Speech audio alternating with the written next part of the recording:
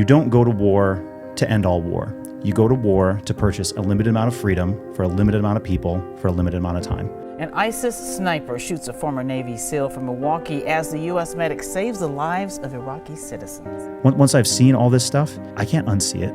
I can't just sit back and relax. I can't just not go and help these people knowing full well that they need help. In May, the 25-year-old Milwaukee native went to Mosul to volunteer as a medic. Mattos' job was to treat wounded civilians. You don't go to war and come back the same person. You just don't. It changes you every single time. Hopefully for the better. I try to make it for the better. Like the worst thing, and I remember when I saw this, my brain said, this isn't real because it's not in black and white. And I was like, that's a weird thought. Why am I thinking that? And it was because I'd only ever seen things like this in history books, in black and white photos. If your why is big enough, you just do what you got to do, because if we don't go, that girl dies. You just make the decision to go, because that's my job as a SEAL. That's my job as a man, to protect the innocent, and that's what I swore to do, and that's what I chose to do that day.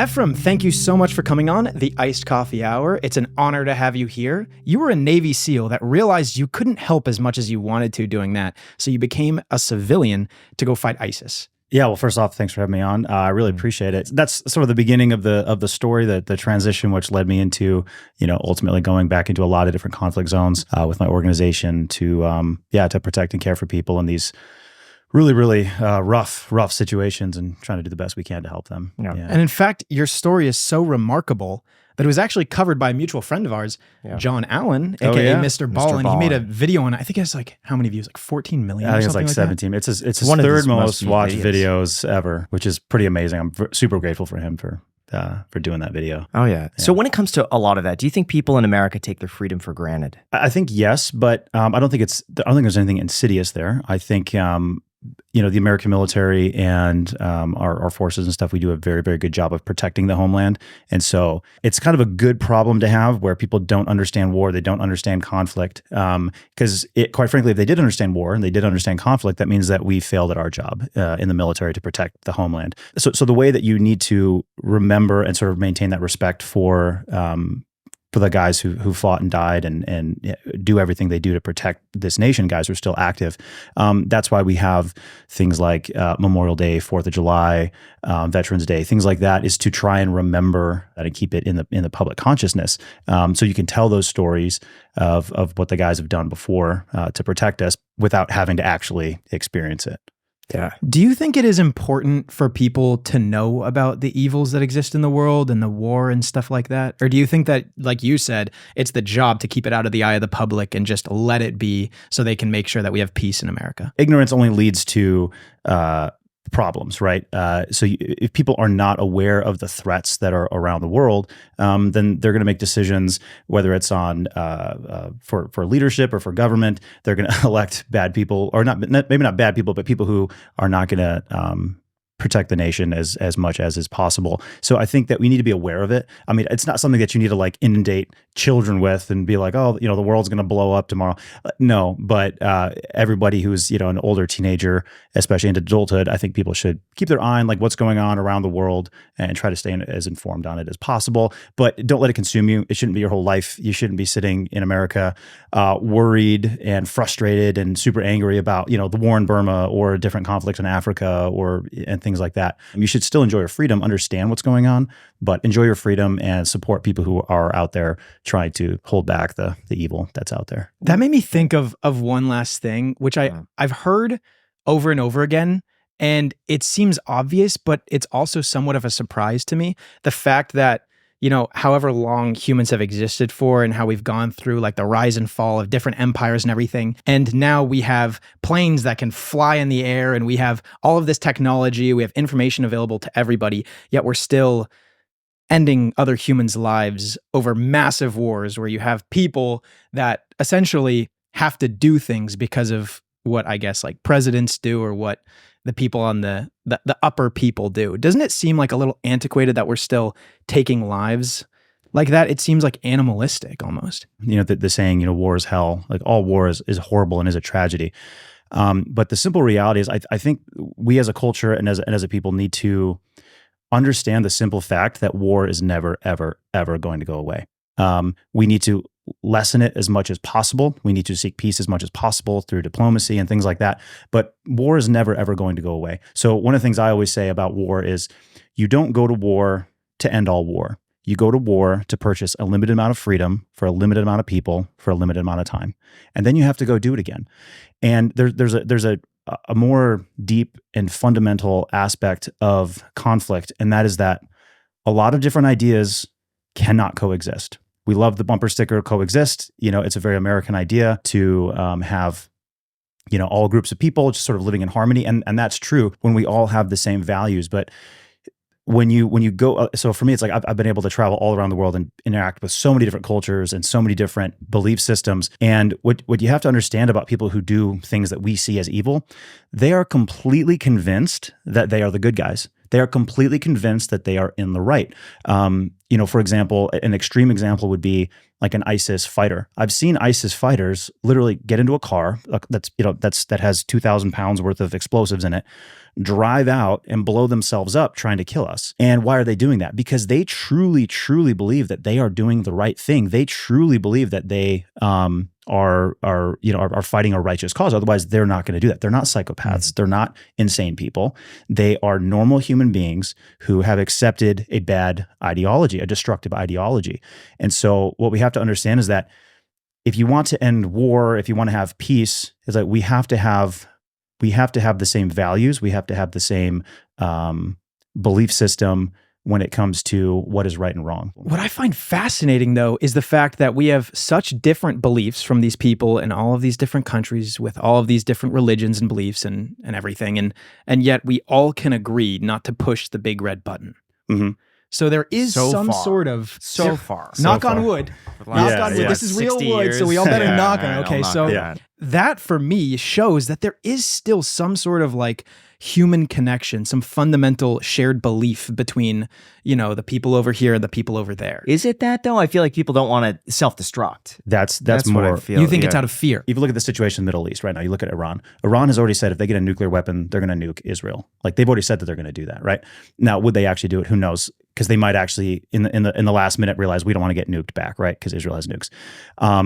The reason people don't use nukes, in my opinion, is the concept of mutually assured destruction. So it's like, hey, let's leave each other alone. You stay over there. We're going to stay over here. And let's not push the red button. Because if you push the red button, I'm going to push the red button too. And I think Trump's is bigger. Yeah, exactly. Trump's red button is bigger. His is bigger. Yes, I think it's more out of self-interest, more what Graham said. I don't think it's necessarily the shared humanity. Unfortunately, I wish it was. But I think it's just self-preservation. So why don't you think world peace could be achievable? That people can just not resort to violence? Because human beings are fundamentally flawed. Think about the arguments we have with people that we love and that we care about, our own family, So imagine that on this grand scale. Ultimately, it's going to lead to conflict. Just think about on your own personal life, in your own head. How often do you argue with yourself? How often do you battle in your own head? I should do this, but I'm going to do that, or vice versa, right? So we as individuals, we don't even have peace in our own heads. How are we going to manifest peace for billions of people all around the world with entirely different ideas? So that's why I just don't think it could happen. I mean, I would love it if it did, but I just don't see it happening. Yeah. So what type of person becomes a Navy SEAL? I would say it's people with a couple screws loose in their head in a good way. Guys who are just a little bit crazy, a little bit out there. There's a lot of different reasons why guys join. I really joined to protect my country, and I wanted to fight evil and serve. That was truly my heart. I signed the papers when I was 17 and went to boot camp and all that when I was 18. But I would say one of the fundamental things people always ask, like, okay, well, who's going to make it through, right? So SEAL training, we've all heard of it. Like, it's very brutal. The guys who make it through, there's the one thing that I've seen that all guys have who have made it through, every single one, is everybody has a very strong core sort of sense of humor. In the darkest hours of Hell Week or combat or whatever you find yourself in later, you can always find somebody who's going to crack a joke. You can always find somebody who's going to laugh a little bit. Things can be lighthearted in the midst of the most terrible situations. And that's what I found is probably the common thing between all SEALs. Is they're like the funniest people you'll ever meet, and they have like just fantastic senses of humor. Yeah, that's interesting. Is there anything beneath that sense of humor? Like, is it a certain because I feel like sense of humor is kind of an extension or a symptom of something deeper. Mm-hmm. I think it's an acceptance of reality. So you're able to laugh at the pain. You're able to laugh at your situation when you just accept that, like, hey, this is what it is, and we got to go through this. Sometimes the only way out is through. When you're okay, Tuesday night, Wednesday night of Hell Week, you've never been that miserable in your life. You're hallucinating. All these things are going on. You just sort of accept the situation that you're in, and don't get frustrated by it because there's nothing you can do to change it except for quit, which is not an option. Okay, so what is Hell Week? So in SEAL training, you have to go through several months of training to get to the final not the final test, but it's the final sort of selection test as far as where they're testing how tough you are. And it's 5.5 days of you stay awake basically the entire time. You get 1 or 2 like hour and a half, 2-hour naps. But those happen like 3-4 days in. You're up for 4 days. You're up for, you're up for, I believe it's 96 hours from the point you wake up on Sunday morning. I think it's like Wednesday afternoon, you get your first, they call it a nap. And so it's like 90 minutes or 120 minutes. I'm not sure exactly. Are you allowed to have any caffeine or like stimulants, or is it purely just? You can take whatever you want to before it starts. So Sunday morning, you can wake up, you can take whatever you want, obviously whatever's legal. But then after that, I mean, no, they're going to give you whatever they're going to give you. There was one thing they did to like mess with guys' heads. So every couple of hours, they would have a table set up and they would put some Gatorade, because they actually keep you fairly well fed. The food's not great, but they keep you well fed because you have all these calories. They can keep pushing you and pushing you and pushing you and pushing you, which is different than a lot of other selection courses where they sort of starve you. And when you're being starved, you really can't move that fast. You really can't carry that much weight. And you get really emaciated and whatnot. But in SEAL training, it's like they feed you and they feed you and they feed you, but they expect you to keep moving. So every few hours, they'll actually set up Gatorade stations. And so you'll go and you have like 90 seconds and you can chug as much Gatorade as you want, from these cups. But on one of the days, I think it was like Monday night or Tuesday night of Hell Week, we ran over to the table. We got our 90 seconds to have some Gatorade. And they had only put oral rehydration salts in the water. So it was no flavor, nothing. And so it's just tastes like salt water, which it obviously is not great. Mm-hmm. And that literally broke people. So guys were so expectant of having, that was their Gatorade. Salvation. They were thinking like, okay, in 2 hours, 3 hours, whatever, I'm going to be able to have some Gatorade. And like everybody has their own strategy for making it through Hell Week. And so I saw 2 guys in particular, just like that were close to me, quit when they went over there. And one guy just saw his face dropped and he almost started crying because it was only salt water. He couldn't do it. And so he quit at that point. So yeah, they play these mind games with you. So all of Hell Week, you're getting surf tortured. So you're laying in the water, you're running with a ruck, you're carrying a boat on your head, you're paddling out in the ocean with the boats, you're carrying logs around. And I forget the exact number of miles that you do, but it's like multiple marathons. Like you run like 100, 150 miles, but and the entire time you're carrying at least 40 pounds per guy of something, whether it's a boat or whether it's a ruck or whether it's a log or something like that. Yeah. You mentioned carrying the boats. Have you ever met Mr. Goggins? All right, but before we go into that, let's do some quick math, because the less money your business spends, the more money you get to keep. However, the issue with this is that with the rising cost of labor, distribution, materials, and borrowing, everything is costing more. So to help reduce some of these costs and headaches, smart businesses are graduating to our sponsor, NetSuite by Oracle. NetSuite is the #1 cloud financial system, bringing accounting, financial management, inventory, and HR into one platform and one source of truth. With NetSuite, you drastically reduce IT costs because it lives in the cloud with no hardware required, and you can access it from anywhere. You could basically cut the cost of maintaining multiple systems, because with NetSuite, you have one unified business management suite. You could also improve efficiency by bringing all of your major business processes into one platform, thereby slashing manual tasks and errors. Over 37,000 companies have already made the move, so do the math and see how much you'll profit with NetSuite. And guys, for just a few more weeks, you can access their one-of-a-kind flexible financing program at netsuite.com/iced. Once again, that is netsuite.com/iced, netsuite.com/ICED. Thank you so much, NetSuite, and back to the episode. You mentioned carrying the boats. Have you ever met Mr. Goggins? I've not met Goggins. No, definitely familiar. Yeah. He's here in Vegas. I wonder, cool. Do you think... He lives here in Vegas? Yeah. Oh, cool. Very cool. Do you think that all Navy SEALs have that level of like Because that's like inhuman when I hear the things that he's done. Like I straight up think he has to be from a different planet. Yeah, well, he's definitely taken the mental toughness thing and really, really run with it. No pun intended. I think so. When I look at Goggins, my read on him is obviously he's the real deal. You can't fake that. That's first and foremost. Like you can't fake that level of commitment to what he's doing. And then number two, it's like he is a professional athlete. Like he is out there like as an endurance sports guy. Like he is, and he's crushing it. And he absolutely has found a different part of his brain to go into to be able to do these kinds of things. And I'm not sure what his motivation is. I'm not sure what, or his drive is. I'm not sure what that is.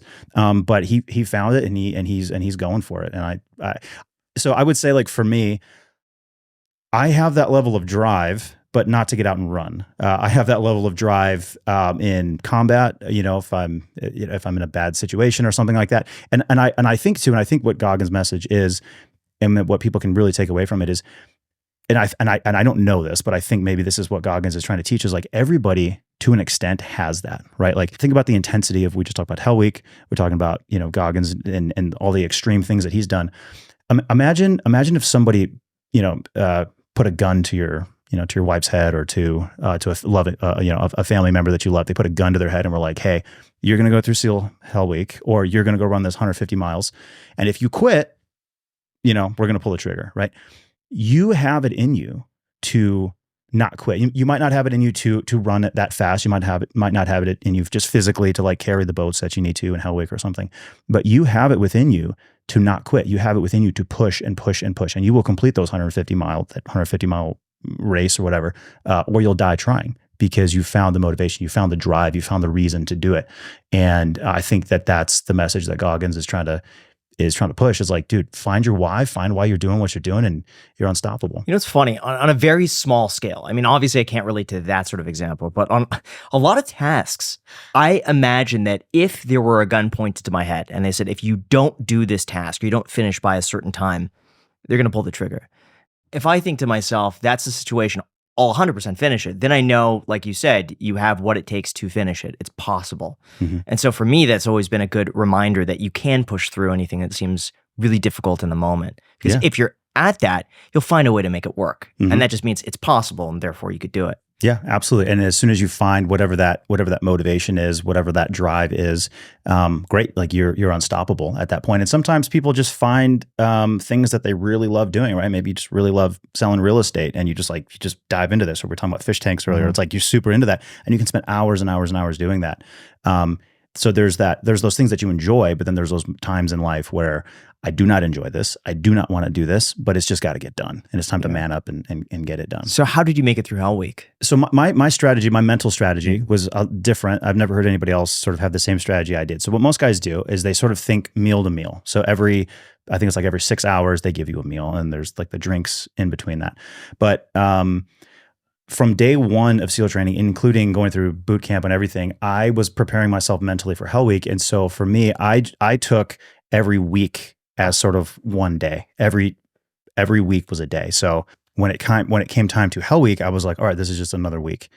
And I've heard other guys say too, it's like, well, one way to look at Hell Week is it's actually kind of nice because you don't have to wake up, you know, because the hardest part of the morning is like when you wake up in SEAL training and you're like, dude, this sucks. I do not want to go out there. Most of the guys that quit, they quit as soon as they wake up in the morning, and they go ring the bell before the day even starts, right? Because that's that misery sort of breaks them. So for me, mentally, it was just a matter of, I was like, this is who I am. This is what I want to do. And quite frankly, you're going to have to put a bullet in my head, or I'm going to die trying. Like you're going to have to drag me off this beach, because this is who I am. This is what I want to do. And yeah. What are the differences between the people who make it through and don't make it through? Are there any like characteristics that you see that you could point out in the beginning, like, this guy's not going to make it? In the beginning, most of the time, no. I mean, don't get me wrong. You have some like really strange oddballs who kind of show up, and you're like, okay, this guy's like, he's not going to make it. You can just kind of tell because they're like emotionally unstable or something. But you have like a class of maybe 400 guys show up for training. And so there's some oddballs that you can tell right off the bat, okay, that guy's not going to make it. But for the most part, no, it's completely unpredictable. There's nothing I can say. If I was to look at 100 guys who are about to start SEAL training, I might be able to pick out 2 or 3 of them that are not going to make it, just if I know their personality. But everybody else, it's totally up to you to make a decision at that moment. So in SEAL training, it's all about, team building, you work as a team.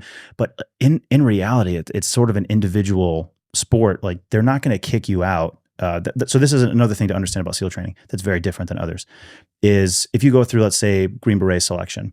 I don't know the exact numbers, but this is just the general idea. So let's say 100 guys show up to Green Beret selection.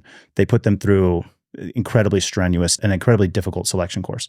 At the end of that, you might have maybe like 40 or 50 guys who made it through, right? Who finished the course. But then they'll take only 20 of them. And they say, only 20 of you, the other 30 of you who made it through, you can try again, but we're only selecting these 20 or whatever out of the 100. When you go to SEAL training, if you're standing at the end, you're in. And so because of that, they make it excessively brutal. There's some good parts about that and there's some bad parts about that, but they make it excessively brutal because the only way to weed you out is if you quit. So they just make it as horrible as possible. Was there any person that stood out as just having the highest level of intensity? They didn't show any signs of discomfort or suffering.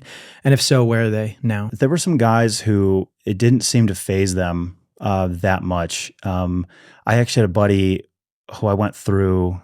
He was the class ahead of me. We were both from Wisconsin. He was just like so mentally tough. And he was just, once he finished Hell Week, I was talking with him. He was like, it wasn't that bad. I mean, it was tough. He's like, it wasn't that bad. And he was just like, didn't seem fazed by it.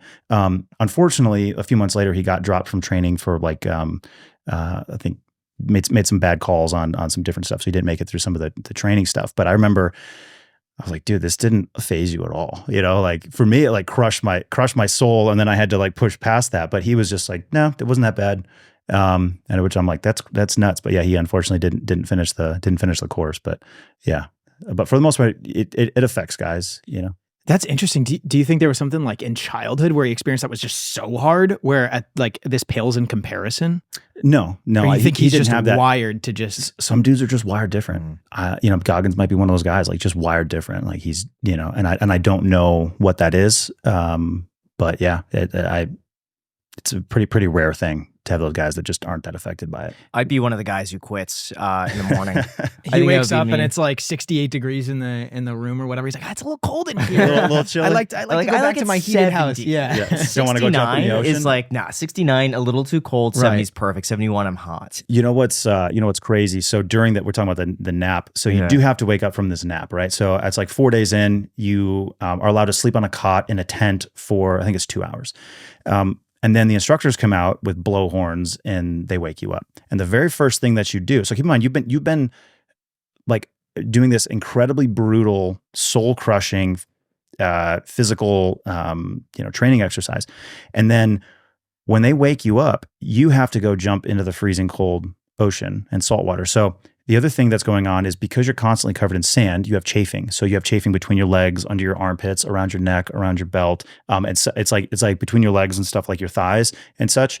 It's like raw hamburger meat, and you have like bald spots on top of your head from carrying the boats and the sand just grinding away at your scalp.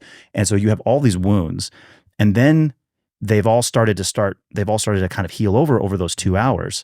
And then you have to go break the scabs, jump in the freezing cold salt water. And that was the moment when that's when I saw the most amount of grown men weeping. And these were all guys who were going to make it through. These were all guys that had reached the point where they're not going to quit. So all those guys made it. But I remember running to the ocean and seeing, I know for sure, at least I saw 2 guys to my left crying. Because it was so miserable. So yeah, getting up in the morning is not the deal. What was the closest that you got to quitting throughout the entire time? And what place did you have to go to decide to stick with it? I actually came very close to quitting on night 1 of Hell Week. We had been doing log PT, so carrying around the logs. And one of the guys who was on our team, he pretended to be injured, and he was like, we were holding the log above our heads, and he pretended to be injured, and he just sort of fell to the ground all dramatically. So when that happened, all of the weight from the log shifted to me, and it like popped in my back. So I got a bulging disc, and I didn't realize this till later. So I had a bulging disc in my back, and I like screamed, and I told the guys, I was like, drop the log. So we put the log down. The instructors are screaming at us. They're screaming at him to get the thing going again. And then after that, I had this limp, and I was like, this is not good. This is really, really not good. And also prior to starting Hell Week, about 48 hours prior to that, I got what's called VGE, viral gastroenteritis, which is basically the flu. You have diarrhea and vomiting for basically about 5 days. So I got that the Friday afternoon before Hell Week. So for the 3 days prior to Hell Week, I was in a hotel room just vomiting and uncontrollable diarrhea. And when Hell Week started, I thought I was good to go, but I was not. I had some Gatorade and stuff before I started Hell Week, and I immediately vomited it up within the first 2 minutes of Hell Week. And I was just projectile vomiting and doing push-ups in my own vomit for the first bit. And then I got this injury. And so this is all like night one of Hell Week. We're laying in the water and it's, freezing cold, and they had us, whatever, just kind of doing surf torture or something. And then I basically in my head was like, I told myself, I was like, I'm done. Like, this is my limit. I'm in excessive pain. And it wasn't because the moment was so bad. It was because I thought, I can't do this for another 2, 3, 4, 5 days. I was like, man, I'm only a day into this, not even a day into this, and I'm already hurting. There's no way I'm going to make it through. So I started feeling sorry for myself. And I was like, well, I'm going to fail out anyway. Might as well just end my suffering now. And I started feeling sorry for myself. And in that moment, I snapped out of it, and I sort of pictured myself in the future as a SEAL. And I was like, no, that's the guy I want to be. And then from that point forward, I was like, I got angry at the instructors because I was like, these guys almost got me to quit. Like, they almost got me to quit. And then I was like, all right, never again. And so that was I came very close to quitting. And then at that moment, something snapped in my head, and the quitting was never an option. Did you say surf torture? Yeah. What is that? But before we get into that, as many of you guys may know, I am a single man, despite all of these comments we're showing on the screen right now that are saying how much of a catch I am. But in all seriousness, after spending plenty of time on traditional dating apps, I realized I needed something a little bit different about a month ago, and that is precisely when I decided to join The League. The League is a selective dating app for ambitious people with high standards looking to upgrade their dating life and find the right partner. Designed for busy yet motivated daters, The League provides curated daily recommendations rather than an unlimited stream of profiles. Its application process is very thorough, which ensures a balanced community of empowered people that are committed to finding meaningful relationships. Features available on The League include multi-city dating, LinkedIn verified profiles, ability to block your profile from your coworkers, profile stats, and a personal concierge to help you on your dating journey, which I have found incredibly helpful. And seriously, guys, this is like a very educated group because over half of The League users went to top 40 colleges. There are also doctors, lawyers, and plenty of representation from the creative community as well. Look, guys, if you have big dreams and big goals and you want a partner that can keep up with those, The League is for you. So download The League on iOS or Android today and find people that support your goals and challenge you to swing for the fences. And best of all, guys, you can actually skip the entire waitlist and get to the front of the line just because you listen to this podcast. So you're welcome. And if you end up finding the love of your life and getting married, I will officiate. Yes, I officiated Graham's wedding. I can do yours too. All you got to do is message #ICH to your in-app concierge and you can skip that entire waitlist. Thank you so much, The League, for sponsoring this episode, and back to the podcast. Did you say surf torture? Yeah. What is that? It's the simplest thing. You literally just go lay in the freezing cold water for as long as the instructors want you to lay in the water. And what they do is they test the temperature of the water, and they have a chart that they look at, and it tells them how long they can keep you in there before guys start getting hypothermia.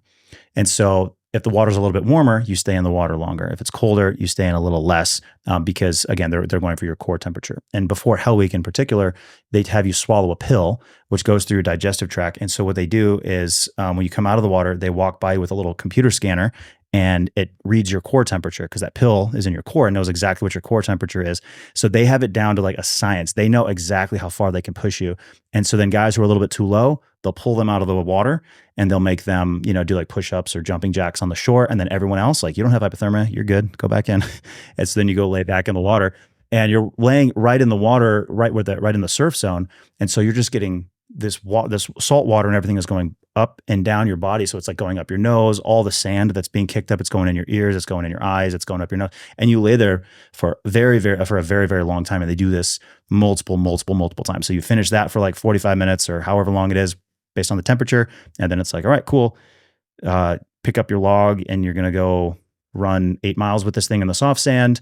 And when we come back, you put the log down. All right, cool. Back in the water for another hour. And like, that's what Hell Week is. And then, all right, now you're going to carry this boat 12 miles on your head and you're going to bring it back. And then you're going to go get surf tortured, So that's what it is. Yeah. It's very disorienting stuff. If you're physically incapable, but mentally capable, do they still kick you out? Like if you just collapse, but you want to keep going, would they then kick you out? Or Yeah, absolutely. They would. So it's brutal. It's medieval. It's they're not there to coddle you. They're not there to nobody cares about your feelings. Nobody cares about what you as an individual want. Their job for the SEAL instructors is to choose guys who are going to represent the American people on the battlefield. And we had a saying in the SEALs, like the American taxpayer deserves to have the best warriors representing them on the battlefield. And so, no, they will kick you out in 2 seconds. If you can't take it, you can't take it. Too bad. I pay a good amount in taxes, and Graham pays an extreme amount in taxes, but I still feel like I don't deserve that. Yeah, like, well, Here's the thing. I also feel like, from what I heard from Mr. Ballin, is that a lot of the Navy SEALs, to me, are underpaid. I mean, to go through that, I think that deserves like $500,000 a year. You know? Yeah. Well, they How also does don't that want to not- attract the wrong crowd, right? Or maybe that would attract better talent. I don't know. Well, I think you want to attract guys who want to do the job.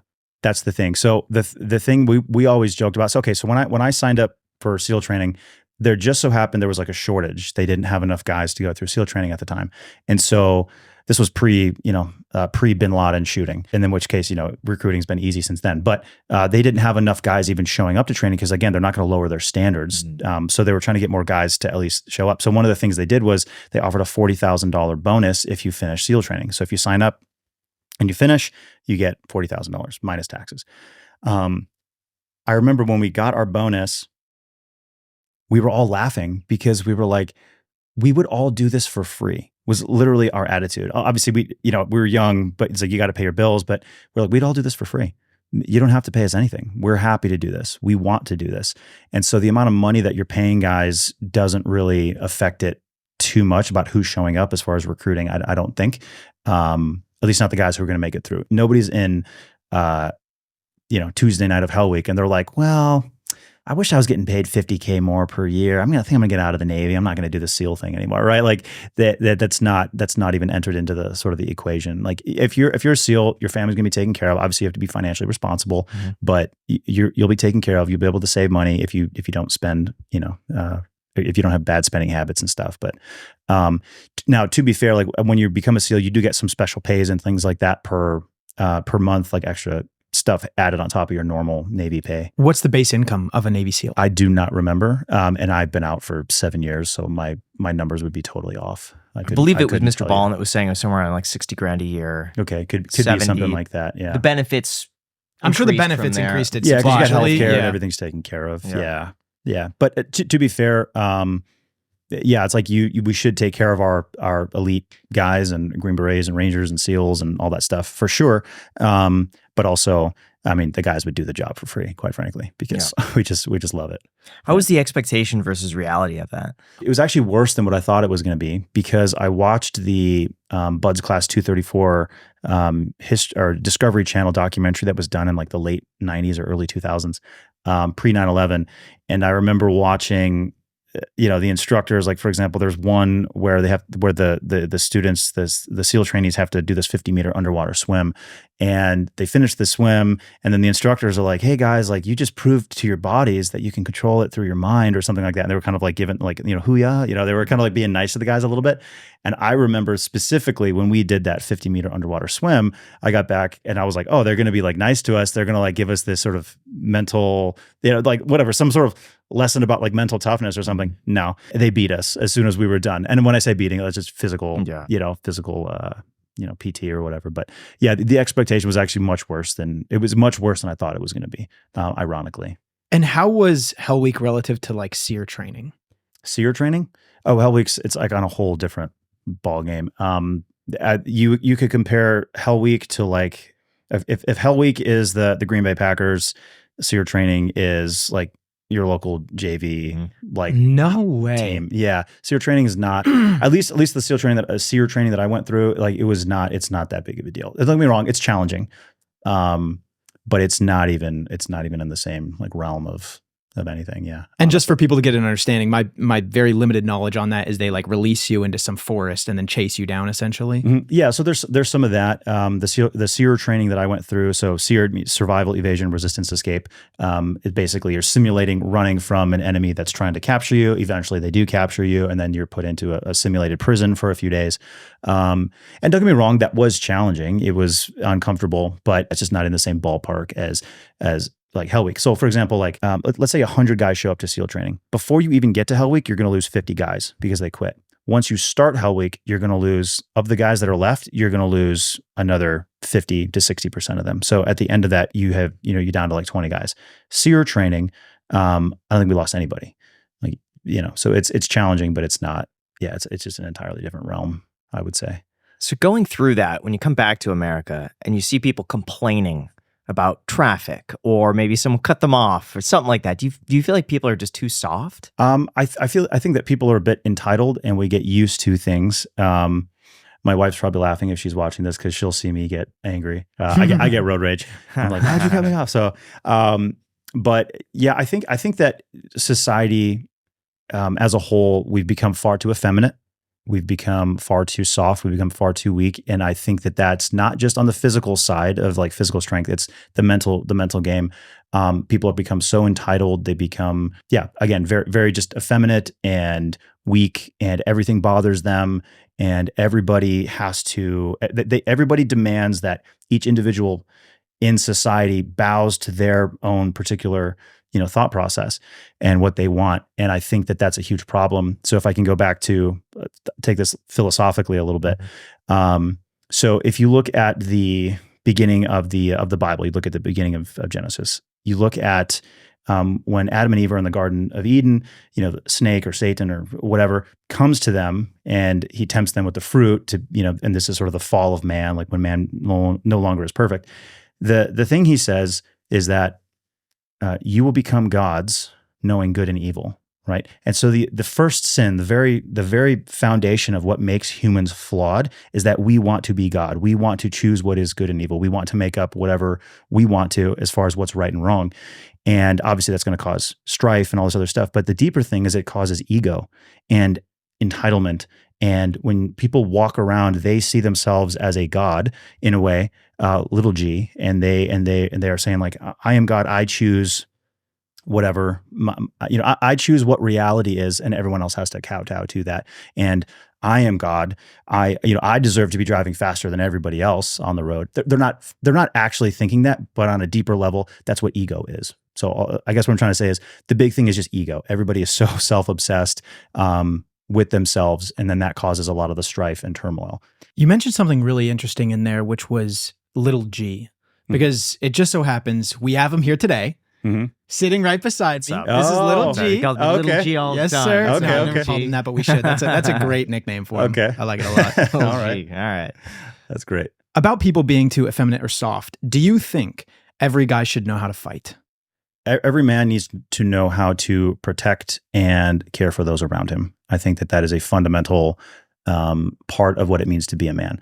I think that the ability to physically protect yourself and protect others, I think, is important. I think that guys who are weak, guys who choose to not know how to protect others, who cannot defend themselves. I think Jordan Peterson's actually talked about this, where if you have guys who are weak and they're not able to protect themselves or others, it is impossible for them to be virtuous and truly like a virtuous man, because they're kind and they're peaceful and everything, not because they're good in their heart, not because they're capable of violence, but because they're just so afraid of getting into any kind of altercation. And I think it's a duty of every man to know how to defend himself, and that way he can protect others, because ultimately it's not about you, it's about protecting your wife and your kids and society as a whole. So yeah, you absolutely need to. Do you think it's an obligation for men to be in somewhat good physical shape, to have a six-pack or to not be obese or something like that? I think it's incumbent upon every human being to be as healthy as you realistically can. And you don't need to go overboard, but I think that, humans should absolutely be healthy. And, I don't think everybody needs to have six-pack abs, but like there's an objective measurement of, let's say, body fat percentage that is healthy. And that's going to give you a long and happy and healthy life. And I think that that's incumbent upon the individual to try to strive for that. And again, we all fail at that. And for me, I'll be the first one to raise my hand and be like, yeah, that's been a struggle of mine for the longest time. And at one point I was actually like 100 pounds overweight, like 100 pounds heavier than I am right now. And like suicidal, and was like in a horrible, horrible place, had a full blown mental breakdown for like a year. But ultimately, it's like the goal needs to be healthy. It's not about fat shaming. It's not about attacking how people are. It's not about looking down on people. It's about you need to take care of yourself so you can take care of others. And so you can, quite frankly, so you can be happy. It's very, very difficult. And again, speaking from personal experience, to enjoy the world, to enjoy your family, to enjoy things in life, if you are extremely unhealthy. So yeah, I don't think it's just a man thing. I just think it's a human thing. You got to be healthy. When you were in that dark place and you mentioned you were suicidal, that's interesting because the fact that that was probably harder for you than Hell Week is like, and without a doubt. And people go through that. So if people think that they can't tolerate something like Hell Week, maybe that's just not what they can take, or the region in themselves that they can't take, but they have other things, problems that they're dealing with that people could be go through harder. hell years. True. You know? Yeah. Hell lifetimes, probably. Yeah, absolutely. I will absolutely say that. So for me, I went into this really dark place. I developed an actual addiction to food, not just any food, but like specifically like bread and sweets. I don't know if it's gluten. I don't know specifically what it is. There's a lot of sugar in bread. Yeah, so but like I can have like Ezekiel bread, for example, or non-sugary bread. It's fine. So I don't know what exactly it is, but I developed an actual addiction. Was diagnosed with like the actual addiction, and I had to go through the AA type program to get myself off of this. And I put myself through it. I actually just listened to Russell Brand's book, Recovery, which is hilarious and phenomenal. So anybody who's dealing with addiction, definitely go check that book out. And I listened to the audio version of it. And it's really great. So like I had to put myself through that to deal with this actual addiction. And yeah, I can honestly say, as somebody who I've fought in 3 wars, I've been through all kinds of hell on earth. I can tell you that the most difficult thing was getting control of the addiction, and then getting control of my health and everything else that went with that, without a doubt. So to people who struggle with eating healthy, or I think there's a lot of people who actually are addicted to food who just don't realize it. And people who are going through that, it's like, you don't have to beat yourself up and go like, oh, I'm a weak person, I'm a terrible person, I'm the worst human being ever, because I made it through Hell Week with a herniated disc in VGE. It's like, I've been shot, I've fought in 3 wars, I've done all this stuff, and the hardest thing I've ever had to deal with was that. So I would just encourage people who are in that situation, keep working at it, keep trying to figure it out. Don't give up, and don't just let yourself go, and keep trying to get out of that hole. Do you think all of the stuff that you saw in war being shot at led to this, or do you think that this was like somewhat detached from all of that? Oh, absolutely. Yeah. I went for years, going through, SEAL training, whatever. But then like you go to combat, and it's like there's this constant stress that you have, and you have to cope with the stress in one way or another. And some guys, they deal with it with alcohol. Some guys deal with it in a healthy way through exercise and stuff, which is like the way to do it. And for me, it's like I started just eating too much. I started abusing food, and that eventually turned into a full-blown addiction. And then when I was out of the military, it's like I'd been in combat and such. After that, I went through this dark period where, for about a year and a half, I think all my demons just came up and just smacked me in the face, and just brought me to my lowest point. Yeah, nearly killed me, but pulled through, and so I'm able to continue on. What was your first job after completing SEAL training? So once I completed SEAL training, I was assigned to a West Coast SEAL team, and then I was within the team. Everybody has different specialties and jobs, and my job was actually as the radio operator. So my job was I was the youngest, lowest ranking guy, and I was assigned to be shooting buddies with the highest ranking guy in combat and be his radio man. How old were you at the time? Oh man, actually, I think I turned 22 in Afghanistan. That's insane. Yeah, at my first deployment. Yeah.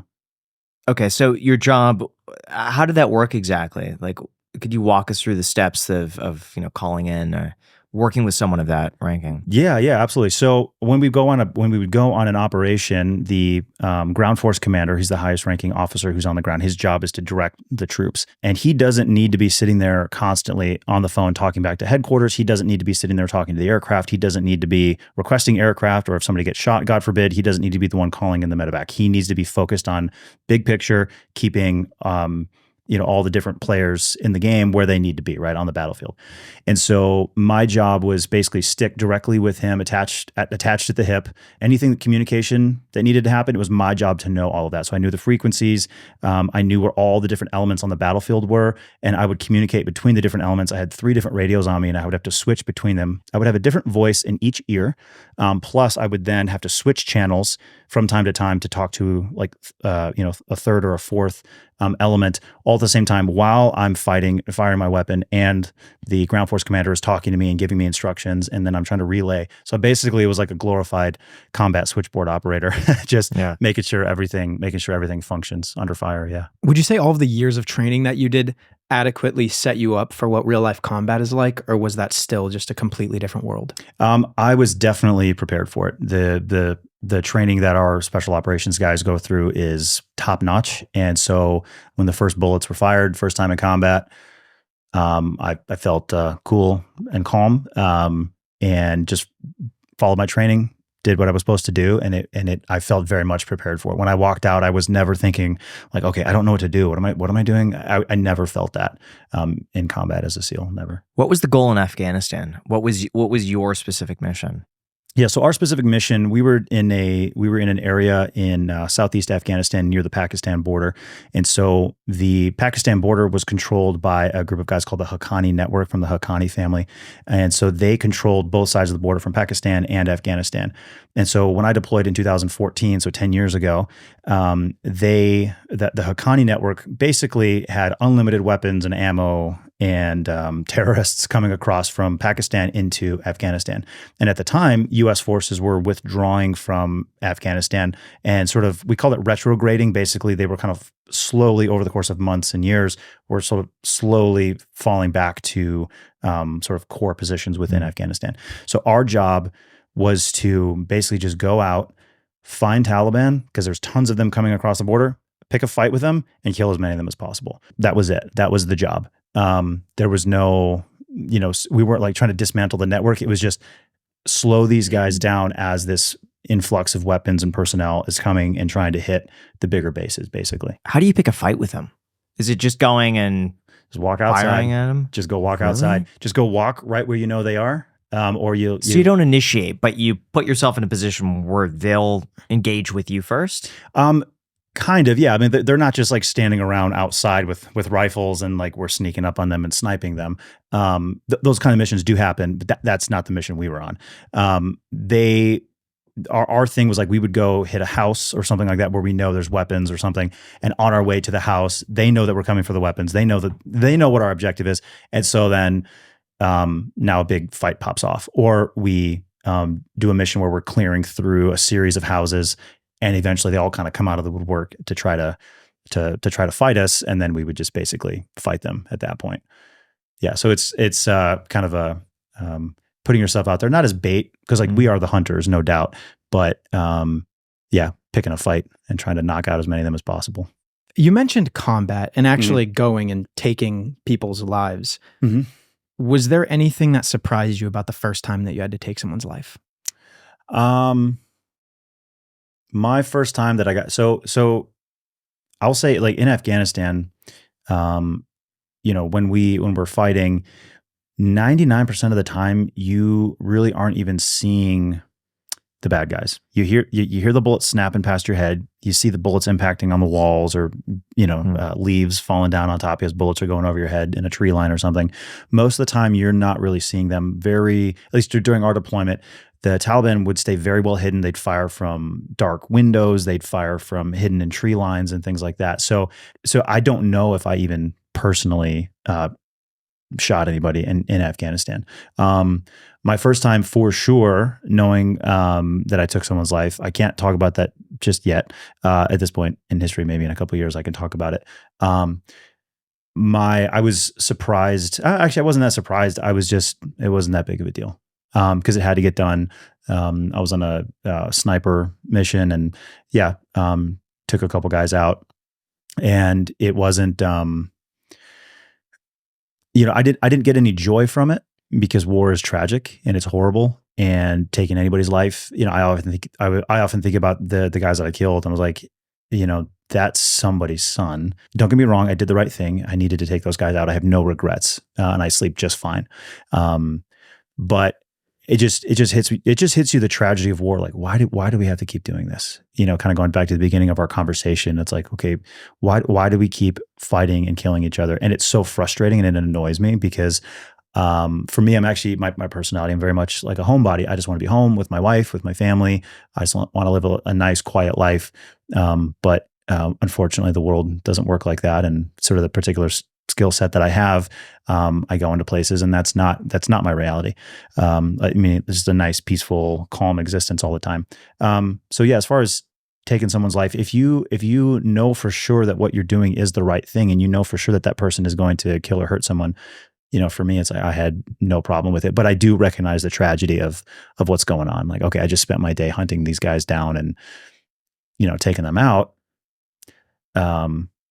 It'd be much better if I spent my life, if I could spend my life building and making humanity better in some sort of way, So I recognize the tragedy of it, and there's no enjoyment there. Maybe in other situations where you've had to take someone's life, what were the psychological effects of those? Maybe where it wasn't so cut and dry. I've never been in a situation where it wasn't cut and dry. The only time, as far as like me having to actually take someone's life, that's always been a cut and dry, very easy situation. The difficult part, one of the most difficult decisions, it wasn't a difficult decision because I knew it was the right thing to do, but I was in a situation where it's like I had to leave someone behind to die, who I was trying to rescue, and we could not rescue this person. We were under fire, and I had to like leave this person and just go, I'm sorry. That took a little bit more of a toll on me mentally. But again, I know that I made the right decision. Had I tried to stay with that guy, it was as an Iraqi civilian, unfortunately, who'd been shot by ISIS, and we were trying to get him out. I had to make the decision to leave him because I was like, I'm going to die. If I go up there, I'm going to get shot. Like, I'm going to die right here, right now, and I'm not going to rescue him.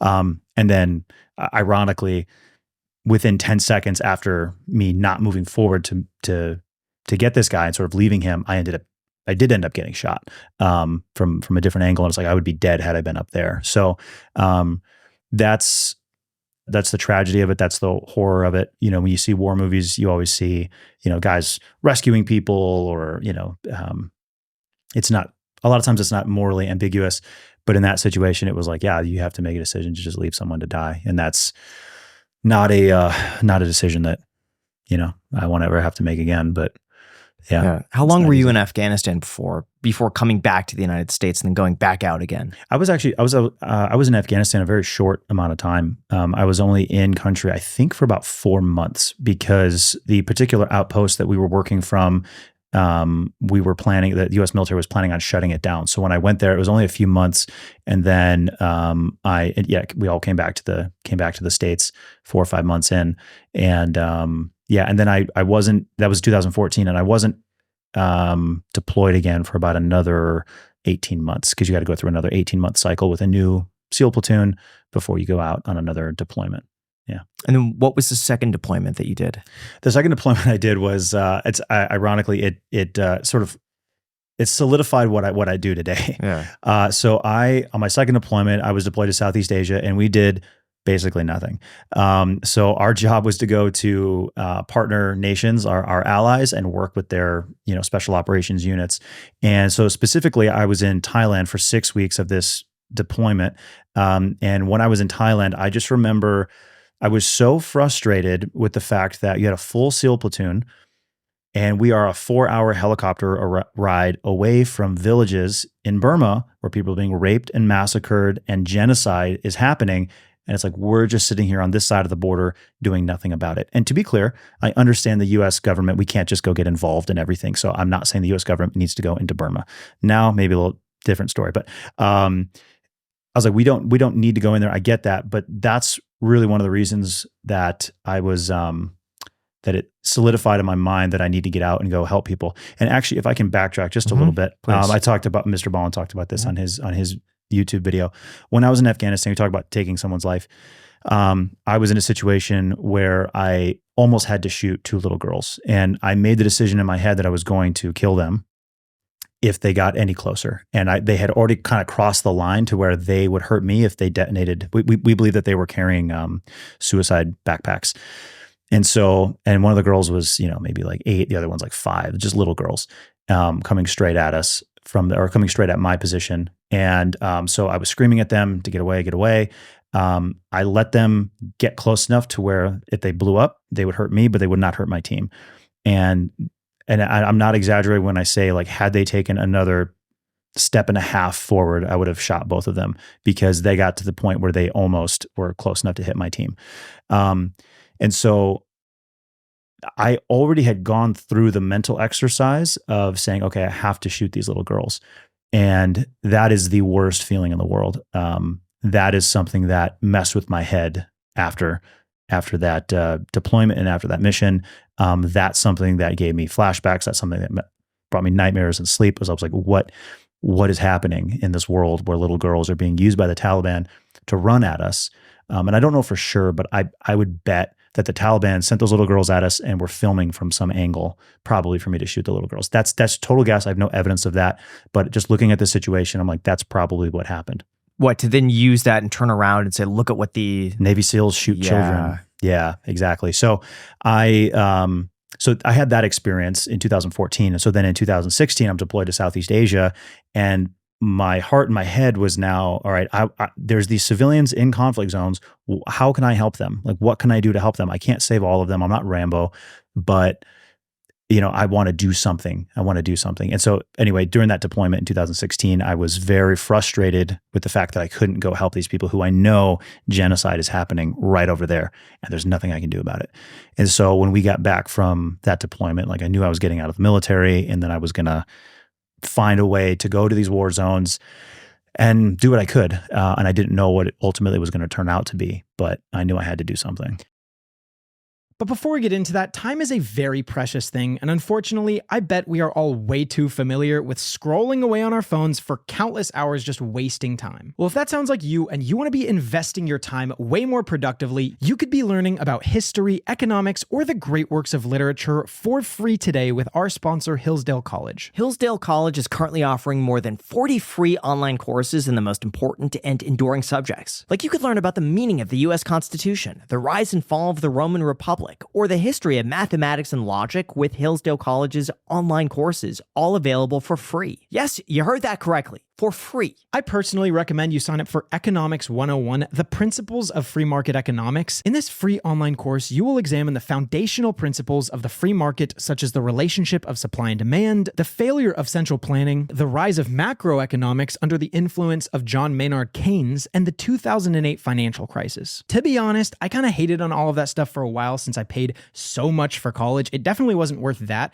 but if you can learn it all for free with Hillsdale College, I would strongly recommend it. Like, I actually use it in my day-to-day and in my business, and it's truthfully helped a lot. And you also pace the course yourself, so you can start whenever and wherever. So give it a shot and check it out right now by going to hillsdale.edu/ICH to get started. Like I said, there's no cost and it's easy to get started. hillsdale.edu/ICH. Again, that's hillsdale.edu/ICH with the link down below in the description. One of the toughest parts about running an online business, like my own bankrollcoffee.com, is driving organic growth through SEO. For anyone who's tried, it can be very complex, very hard to master, and sometimes it's just incredibly confusing. Exactly. SEO is crucial for ranking higher on Google, which is very important, but unfortunately learning about it is extremely difficult. And that's why today's sponsor, Siona by Style AI, is a total game changer. Siona is the all-in-one AI SEO platform that makes optimizing your website simple and way more affordable than traditional SEO agencies. Right. SEO used to be juggling a whole bunch of tools, endless settings, and hefty fees. But with Siona, everything is simplified. It gives you a straightforward SEO strategy without the stress and without breaking the bank. What I find cool about Siona is that it goes way beyond the basics. It powers your website with automated code optimizations and keyword-rich blog posts that boost your search engine rankings while you sleep. It's kind of like having an SEO expert constantly fine-tuning your site so you can spend your time doing things that actually matter, like growing the business. Plus, it scales with your business. Whether you're running a small blog or a large e-commerce site, Siona makes sure your content is easily discoverable, driving more business and letting you focus on what's the most important. And here's how easy it is. Just plug in your your website URL, and Siona gives you a free SEO audit and score at usestyle.ai/Siona. It's really that simple. And when you're ready to level up, use the code ICH for 20% off. Again, that is usestyle.ai/Siona to get your free audit and your free score today, and you can see the difference Siona can make. Thank you so much, Siona, and now back to the episode. Just curious, what led you to believe that these two girls were indeed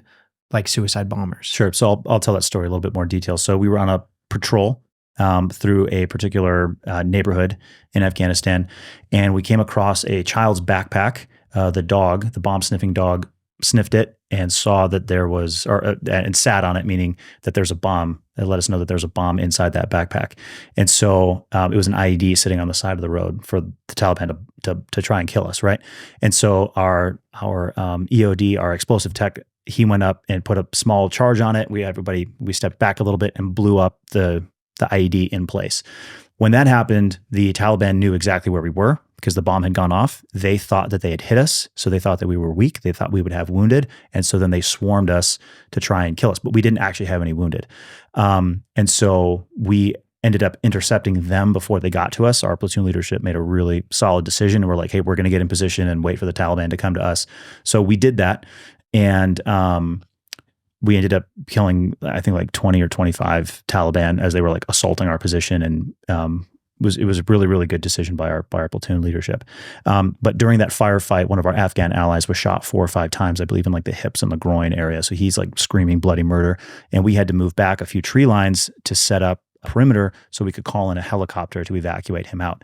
While we're in that circle, in that perimeter, we started intercepting Taliban radio communication saying that they knew where we were. The Taliban knew where we were, and they were planning on attacking us from the south. And in the perimeter, I was the only guy on the south in the open covering this particular field of fire. And so I was waiting for this attack to come from the south. And the only people that ever came from the south was these 2 little girls wearing the same exact kind of backpacks that we had just blown up an hour earlier. They were wearing the same kind of things. And like, the girls aren't going to school at that point. So very, very high likelihood that that the Taliban sent them specifically straight at us, because the Taliban never attacked us after that. It was only the 2 little girls. Very specific. They came exactly when the Taliban attack was going to happen and whatnot. And those girls had no idea what they were doing. They were probably just given these backpacks and told to go run out in this direction. That's probably what happened. And they were terrified. There were tears screaming down their face. They were horrified when we sort of made eye contact. I was watching them through my scope. So the one girl's face was sort of like blown up in my, in the scope there. And I'm looking at her, and I have my crosshair right in the middle of her face. Because that's what you do with suicide bombers. You shoot them in the face. And I'm like screaming and like begging this girl, don't come any closer. And I don't speak the language. I'm just like waving at her. I'm just like with one hand on the machine gun because I'm laying down, and I'm just like, get away, get away, get away. Couldn't you fire a warning shot or something where you miss her, but now she sees the idea that like there's a bullet that's coming? In theory, yes. It all happened so fast that wasn't an option. Okay. I just had to put the scope directly on her. I was like, if she gets closer, this all happened over the course of like 10 seconds, right? So I immediately put the crosshairs right on her face, and was just like, as they're running straight at me, I don't have time for a point. And I was also using a machine gun too, so it would have been challenging. I'm not sure if it would have worked. Yeah. And why do you think they turned around last second? Because they saw me. They saw me laying on the ground, pointing the rifle right at them, because I started waving my arm. I was like, because I'm camouflaged a little bit, so they're not necessarily going to see me. And so then I started screaming at them, and I just saw the girl look straight down the scope. Again, her face is like blown up in my mind. And I'm like, yelling at her. And then they saw me, and then we're like, all right, we don't want to die today. So they turned around and went straight back the direction they'd come from. And then we never heard from the Taliban again that day. Yeah. How do you process that? And how are you so open about speaking about these things? I've noticed with some of the podcasts I've listened to, like, you're very candid about your experience. And I think that bottling the stuff up doesn't help me, doesn't help anybody. We talked earlier in this podcast about like people need to know what the evil is that's out there. So part of my job is to talk about that and like let people know that, hey, here's what's up, here's reality. In a way, I found it actually was kind of cathartic for me at the beginning to sort of talk about this stuff, because like how do you go home and tell people about this? How do you sleep at night? How do you how do you just move on with your life and just pretend that didn't happen? And like that's not even the worst of what I've seen. That's like a small amount of what I've seen. And so it allows me to tell the world about like what's going on. And then also too, with my organization, Stronghold Rescue and Relief, like we still go into these situations. We intentionally seek these kinds of situations out to help people in those situations. And so I have to tell people about the reality of what's going on. These are deeply personal stories. If you're just hanging out with me and we're just kind of chilling, like I'm not going to bring this stuff up, but I will talk about it on a podcast because these stories need to be told. And it's a way to, help me heal, but then also have some good come out of it.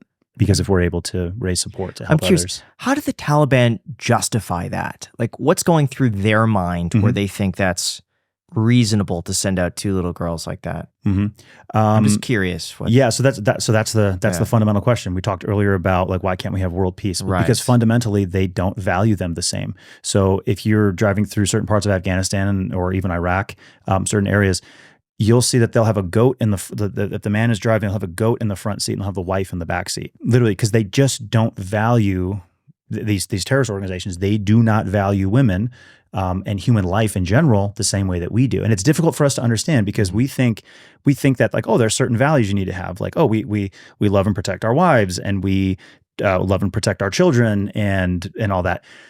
Other cultures, especially these very twisted, terrorist groups, they do not care. I'll say a lot of the violence that I saw in Iraq was ISIS killing civilians, Iraqi Muslim civilians who were just trying to get away from ISIS. And so ISIS would look at Iraqi Muslim civilians, they look at them lower than dogs because you are abandoning what they think is, the true Islam or whatever, right? So these terrorist groups, they, in their minds, it's like you're worse than the Christians, you're worse than the Jews, you're worse than the Americans, if you leave us. Because you're leaving the true caliphate, you're leaving the true empire, you're leaving true Islam, right? And so their entire concept of morality is not the same as ours. And this is one of those things where it's like, you cannot peacefully coexist with people like that. You cannot have them in your house. You cannot have them in your country. They need to stay over there. And if you come over here, you're going to find out, like, just stay away from us and stop doing what you're doing. But entirely different value systems. It's difficult to fathom. You said that the story with those girls was not the worst that you've seen. Yeah, no. What would you say is the thing that maybe keeps you up most at night, or the worst thing that you've seen? I'll say that nothing keeps me up at night. I sleep. Well, I don't sleep great, but there's nothing that truly like keeps me up. There's images in my head constantly that I'll see. So when I left the military in 2017 and I bought a one-way ticket to Iraq, basically to do humanitarian aid work. And I ended up with a group of other American volunteers and we were sort of embedded with the Iraqi army. And we ended up becoming basically the Iraqi army's frontline combat medics because they just didn't have the medical personnel. And I was not a medic, but the level of training that I had as a SEAL basically made me a medic and the other guys as well. And so the unit that we were attached to, the Iraqi army unit, they were assigned to actually go into West Mosul and clear West Mosul from the west side. And so 30 days into that battle, the Iraqi army was fighting street to street, house to house, and we were treating the wounded, and ISIS is gunning down civilians and all this stuff. And it's a horrible, horrible, undescribable tragedy and just evil. But on June 2nd, 2017, we came across a road. It had been I believe a 4 or 6 lane highway previously, that was right in front of ISIS headquarters in the city, overlooking the river and overlooking a lot of Mosul. And ISIS was holed up in a hospital, like a 4 or 5 story hospital. And they had a bunch of civilians in there using them as human shields to prevent airstrikes from taking them out. So that's what they would do. And so as we got up close to there, we discovered on that road that the day before, ISIS had killed about 200 people. And so there was 200 bodies in the street. And it was because what had happened was a mass exodus of civilians all tried to get up and run away at the same time. And ISIS, from their perch, from the high ground, just raked them all with machine guns and killed all of them. So we're talking women, we're talking kids, we're talking babies, pregnant women. The thing that always sticks out of my head was there was so about 6 feet away from where people could turn the corner and get to safety, like literally 6 or 7 feet right there. There were 3 bodies of an Iraqi family. There was a father, a mother, and between them was their baby. If you looked at how the bodies were laying, the father clearly was the one holding the baby, and the mother was, carrying some other stuff as they were trying to get just 5 or 6 feet away to safety. And the father had clearly been shot in the back from the machine gun fire. And when he was shot, he had clearly fallen forward, and his baby, he fell forward into the rubble of the street, and his baby's head was bashed in. So there's a little 1-year-old, maybe 6-month-old, just tiny little baby with its head bashed in, laying between its dead mother and father, 6 feet away from freedom. But then on that street, there was piles of bodies where people had been killed, and then they tried to climb over the bodies, and then they were killed, and more people tried to climb over the bodies, and they were killed. And so you're looking at the worst thing. And I remember when I saw this, my brain for a second, my brain literally said, this isn't real because it's not in black and white. And I was like, that's a weird thought. Why am I thinking that? And it was because I'd only ever seen things like this in history books, in black and white photos. The atrocities of the Nazis, the atrocities, Pol Pot and the Khmer Rouge, all the different communist killing fields and such as well. I'd never seen something like this in real life. I was like, how is this in color? My brain, it took me like 3 seconds to process what I was looking at as I looked out over the bodies. But within the pile of bodies, there was a little girl who was still alive, and she was like maybe 3 or 5 years old. And so we were like, she's 50 to 100 yards away from ISIS. ISIS is all around her, and she's like hiding under her dead mother. And we were like, all right, well, we got to go do something. We got to get this little girl out because she's not going to survive the day. She's going to get cooked in the heat in Mosul. And so, yeah, we launched a rescue mission to go get her. And so that whole situation, that level of brutality, was something I just had never seen before. And I've seen those images, and I've seen stuff like that, unfortunately, dozens of times since then. Not on that scale, not 200 people, but the same thing. Working in Burma, in particular, and where there's all kinds of evil happening there as well. So yeah, just really, really, really dark stuff. So to understand this, you realized you couldn't help out enough as a Navy SEAL, so you went back to being a civilian, and then went to these places because you realized you, I guess, weren't beholden to the command of the Navy? Well, so to be clear, like my job as a SEAL is a very important job, and it was making a difference in the world, and it was an important job for sure. My thought was just, there are people in these active war zones where they have nobody to come help them. They don't have Navy SEALs and Green Berets and Army Rangers and Marines to come help them. They don't have that. That doesn't exist.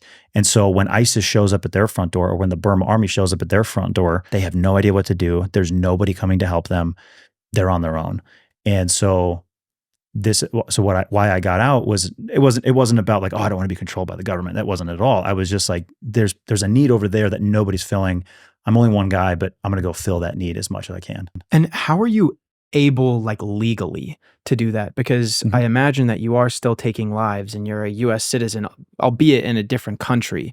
Like, is there any sort of like legal stuff that's happening there? Or when you are in those countries, how are you affording, the weaponry, the foods, all of that stuff? Was it just provided to you by the government? Yeah, so each situation is different. First and foremost, we're only going to work in situations that are clearly black and white, good versus evil. And so the situations that we choose to go into, there's no ambiguity. We're not going to go into some place where it's like, maybe the U.S. supports one side or whatever. Like, that's not it at all. That's one. Number two is our focus when we choose a place to go into is like, we're going there as humanitarians.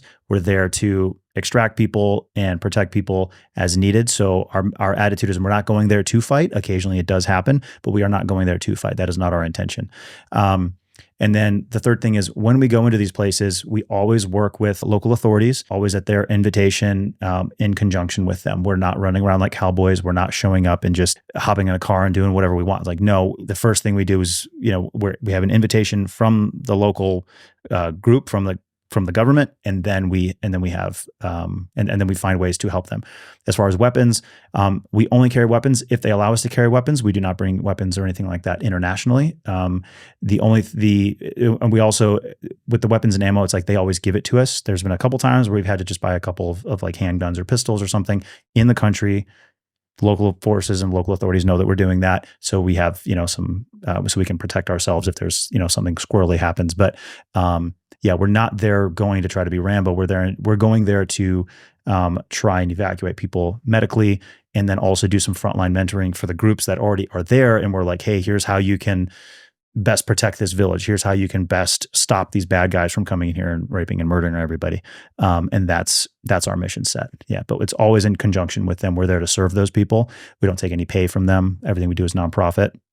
So we go and find people who would never be able to pay us, and we offer them the same services that, in a way that Americans have.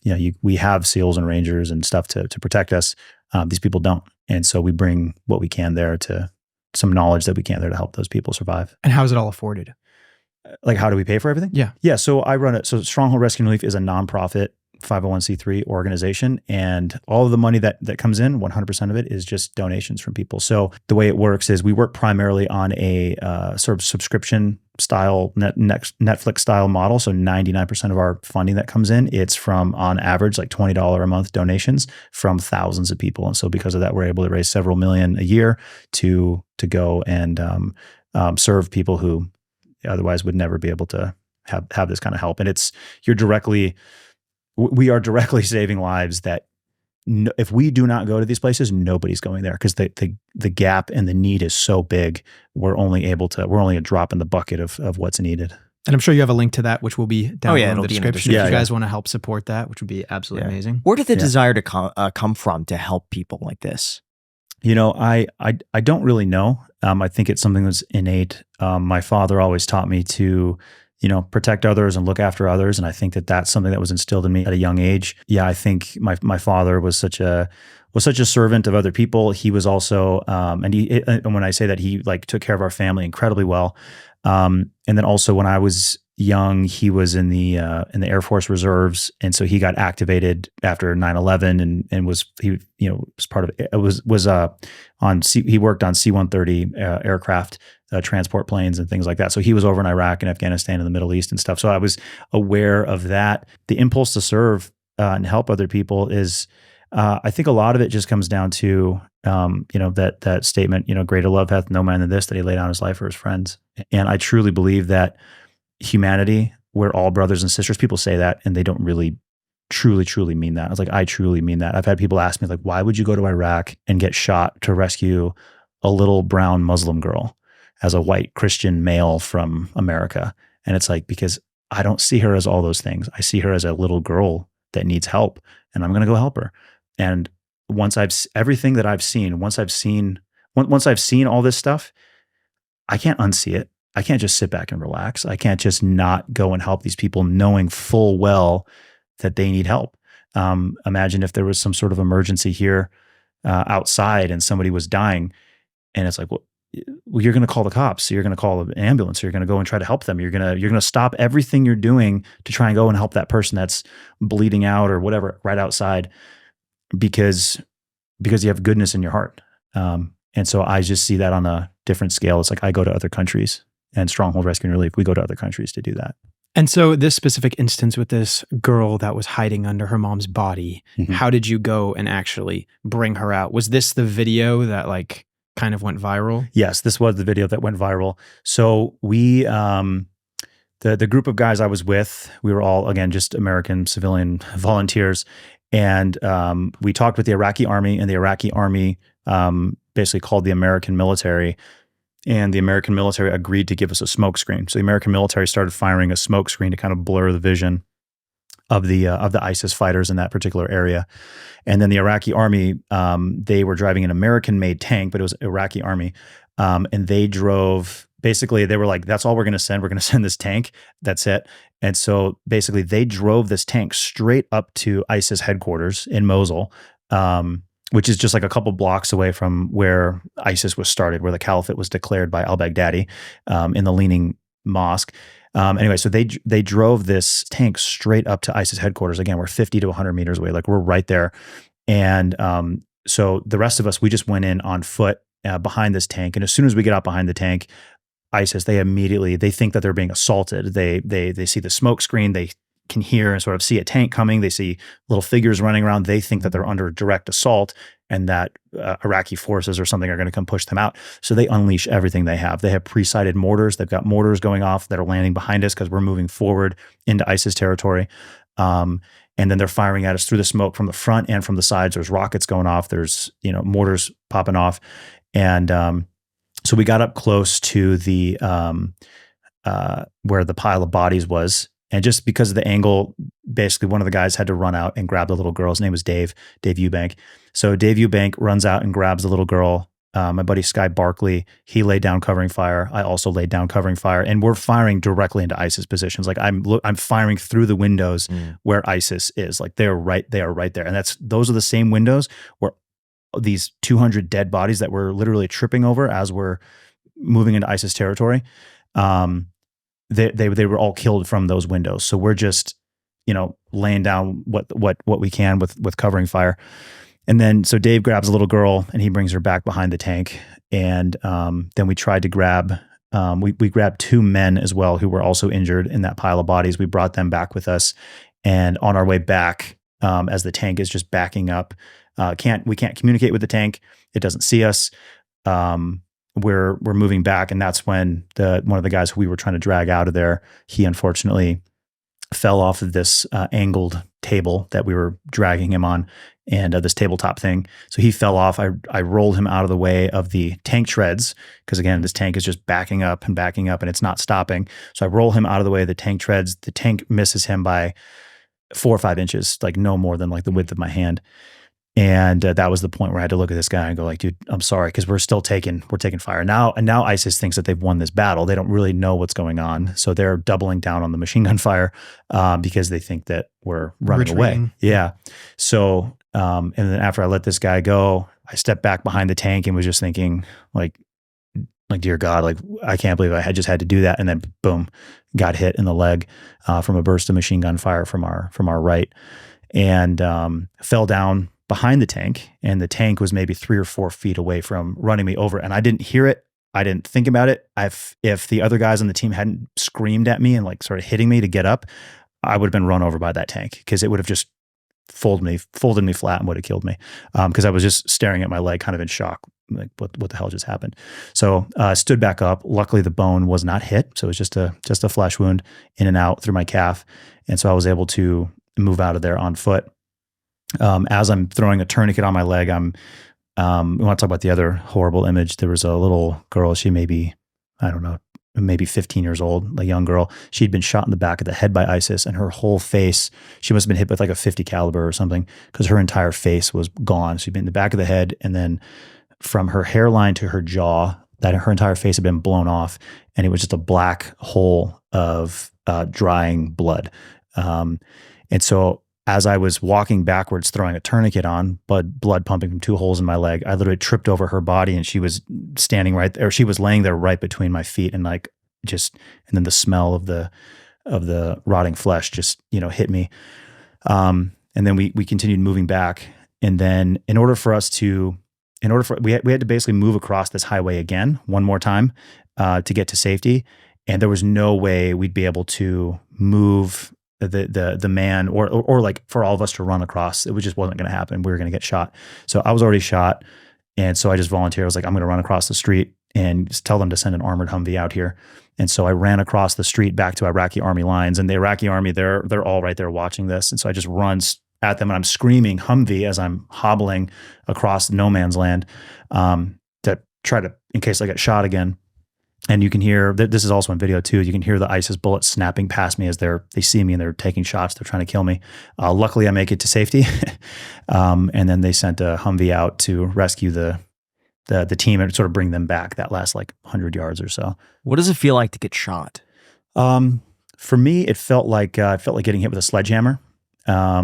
and then the burning, it felt, so the physical sensation is like getting hit with a sledgehammer. And then once the adrenaline wears off a little bit, it feels like somebody just took a red hot poker out of the fire and just shoved it through your leg. Because as the bullet goes through, it burns everything. So, it's excruciating. But again, if you're going to get wounded, as far as wounds are concerned, mine was very, very minor. To be very clear, mine was very minor. But how do you accept the possibility of dying? I guess this goes back to what we were talking about before. If your why is big enough, you just do what you got to do. Because in that situation, I actually, when we first got back behind the tank and ISIS was shooting at us, I was like, this is insane. What is going on? And I'm standing around and there's dead people everywhere, all on the ground around me. And there's bullets coming in and hitting the bodies and hitting the dirt around us. ISIS can't quite see us, but they're firing through it. I'm just like, dude, I'm in the kill zone. And when this mission first started, I actually started to, I don't know what was happening. I think I might've been going into like terror shock or something, because like my legs and my arms kind of stopped working. And I think I was going into shock because I was so afraid. And then in that moment, I thought of two things. I thought, first is I'm a Navy SEAL and I'm going to die out here before I let down the Brotherhood and don't represent them well on the battlefield. I'm a SEAL. It doesn't matter. Like if I die out here, so be it. Because of that. And the second was, if we don't go, that girl dies. That girl has a 100% chance of dying today if we don't go. And so you just make the decision to go, because that's my job as a SEAL. That's my job as a man, to protect the innocent. And that's what I swore to do. And that's what I chose to do that day. Yeah. So what I'm most curious about is, how do you assimilate back into society? Because I know for myself, if I saw what you went through, I don't think I'd ever be normal after that. I don't think I could comprehend what I saw. I don't know if I could ever fit back in, because I just, and again, this is me having not experienced it, but even if I see something on Twitter that's like, one of those videos, it screws me up for like the day. And sometimes like multiple days, depending on like what I see, even if it's just a few seconds on my phone. Is that just the way my mind is wired, or like, how do you cope with that? Well, I would say several things. One is I'll reference like the SEAL training. So SEAL training toughens you in one regard, but it also selects for guys that are already sort of predisposed to be able to handle things a little more. So there's that. But the rest of what you just said, yeah, like that I experience all that as well. It's difficult to come back and then just sit down and, have an actual, super serious conversation about the Green Bay Packers. It's like, it's kind of difficult to do, because you're like, 3 months ago, I just got back from a war, and then now we're talking about the weather and small talk and these different things. When I was younger, when I first got back from war, I would get frustrated with people. I would get mad, and I would just go like, why don't you understand? But and then as I matured, I realized, I was like, well, of course you don't understand. And that's okay. It's good that you don't understand. It's good that you don't have these same things. But yeah, for the rest of your life, you just see the world entirely different, and your priorities are different. It can be difficult to assimilate back into society and just kind of go work a regular job. And I think that's part of one of the reasons why we see like, veteran suicide numbers are so excessively high. I think a lot of guys, they've seen things, they've done things, they've been a part of something bigger than themselves. And then they come back and you're like, well, none of this matters, And again, that's not a healthy attitude to have, because like, no, life does matter. Life goes on. You fought to protect this. Now enjoy your life. But there's also, I would say the biggest thing that I've struggled with is survivor's guilt. Knowing so many guys personally who died in combat, having seen so many civilians and such die in combat and die in war zones, and having come very, very close multiple times myself to having almost been killed, but I just wasn't for whatever reason. That day I got lucky, or God was looking out for me or whatever, and I didn't die. And other guys did die. And so there's guilt, and it can be difficult to move on with your life and just enjoy your life, knowing what other guys have sacrificed and what other people are still going through. So I would say for me, that's probably the biggest thing for me is it's probably just guilt. Yeah. Why do you think you survived? Do you feel like that was luck, or do you feel like your training prepared you? Well, I will say certainly training does help. Knowing what to do, we call them, your spidey senses going off. There are certain instincts that you have, and other guys have them much stronger than I do. So there is a certain level of just training. So you put yourself in the correct position and knowing what your limitations are, knowing what the enemy is capable of, and so there is that element of training.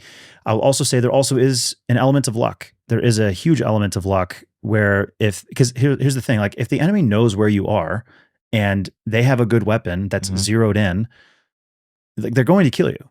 Like that's it. Like they're going to kill you. That's how we're able to defeat them. So there's no, I don't believe that, God moves bullets or anything like that out of the way. I believe discretion is the better part of valor. You have to use your head. You have to use the training. You have to suck it up and make tough decisions in combat. But I will say though, I'm also a firm believer in the idea that all things work together for good to those who love God and those who are called according to his purpose. So these tragedies, these bad things, do I think that I was hand selected for some greater purpose? No, but because I'm not special. Do I believe I have the ability to do something special because I've gone through all these things? Because I've seen all this tragedy and all this death and all this war and all this destruction, and now I can take all that and draw attention to it and help save lives and help end some of that suffering now? Yeah, absolutely. And so that's where I see my role in life is to sort of be self-selected and go, all right, I volunteer. I'll go help out in that situation. Yeah. Is it ever like a switch that you could flip on and off at this point where you go and see those things and then come back and can, separate the two? Yeah. I mean, I think so. There's the switch isn't flipped necessarily right away. It can take decompression time. It can take a month or two or a couple of months to kind of get back down to normal, get back down to baseline for sure when coming back. Because you're in these incredibly, intense situations. Like just in December, I got hit with, or my position got hit with 3 bombs from fighter jets. 3 fighter jets came in, targeted our building. The first one, nearly killed us. We ran out of the building. The next 2 bombs hit the building and destroyed it. All my gear, everything. That was in Burma. And, so it's like you're in that level of intensity of that crazy kind of situation. And it takes some time to decompress from that when you come back. But I've done it now so many times where it's like, I know I'm going to be fine. I know that I'm going to be heightened. My senses are going to be heightened for a little bit. I'm going to have some crazy dreams as my brain is processing, what's going on and realizing, hey, you're safe, you're fine, it's okay, you're home. I feel like I have the ability to flip that switch. But with that being said, you don't go to war and come back the same person. You just don't. Every single time I go out the door and I'm in a conflict situation, it changes you every single time. And hopefully for the better. I try to make it for the better. What strategies do you use to decompress? Do you have like certain things you like to do? For me, I like to, I guess, sort of like destimulate, meaning I like to go spend time with my wife and with my parents and just sit in the quiet, for a couple of weeks and just sort of relax and let my brain just accept the fact that it's safe. I like to read and just kind of come back to that. And then I also am intentional about dealing with the stuff that I know is going to give me nightmares later. Like I know it's coming. I know the nightmares are coming. I know it's going to happen as my brain is decompressing, because my brain is just trying to make sense of what happened, right? It doesn't have to be this horribly traumatic thing. I know it's coming. And so I'll sit by myself and I'll just literally play through what happened. Sometimes I'll write it down. I'll talk with other people about it, my family and such, and I'll just say, here's what happened, and just accept it. I think the big thing is just accepting, like, yep, this happened, and acknowledge the fact that you're not there anymore. You're home, live your life. So I guess that's kind of my general strategy for that. I was always curious, when you're in combat like that, how do you know when to retreat or give up? I can, so there's this statement that I live by. It's, again, discretion is the better part of valor. There is no one litmus test that I can give you to say, like, oh, this is the right decision. You need to, if you hit this criteria, this is the decision you need to make every time. Every single battle is different. Every single situation is different. Every single army is different. Every single enemy is different. Every single day is different. Every single weapon is different. So you have to make extremely difficult life or death decisions with not nearly enough information. You don't really know, you don't have all the information, but you have to make the best possible decision that you can. So there's no way to really to know. You just have to make the best decision that you possibly can. And I know that's kind of a vague answer, but you have to look at the situation and just accept that 50% of the time you're going to make the wrong call. After spending so much time in combat, how does that affect your everyday life in terms of like just awareness? Do you have heightened awareness when you're just walking into a place, or are you all like constantly sussing out certain people and like looking for bad guys? I know for a lot of cops out there, something that they experience is it's hard to not judge a lot and to always be trying to like perceive people, essentially. Is that something that you experience as well? To an extent, but very different than how police experience it. So my experience with that is my brain, unfortunately, is always locked in like fight or flight mode. So I'm a very light sleeper. So it's like my brain often thinks that I'm in a bad situation, even though I'm not. That's very different than police officers. So police officers, in my opinion, have it 1,000 times worse because of what you just said. I'm not my role is not going around constantly sort of looking at individuals and, these really crazy situations and going home at night to my own house, and I could be called in at any point because if there's some mass shooting or something, God forbid, in the city. So police officers, in my opinion, have it much worse than we do, than combat veterans do, because you're always on call. You always have your badge on. You're constantly looking at your neighbors and your own community, and you're looking for threats to protect them, but you're also constantly looking for that. And so your brain is going to be working very, very different. And you're going to be viewing things very different than, for example, like I would be. Yeah. So when's the last time that you were facing combat? A few months ago. And that was in Burma? Yeah. Yeah. So what's happening there right now? So the situation in Burma was a British colony pre-World War II. And then during World War II, Burma has about 12 or 13 sort of major tribes. The central largest tribe is the ethnic Burmese people. During World War II, the Burmese people fought with the Japanese against the British in Burma. But then halfway through the war, the Burmese people switched sides because the British were winning, their allies were winning, and so then they fought alongside the British to get rid of the Japanese.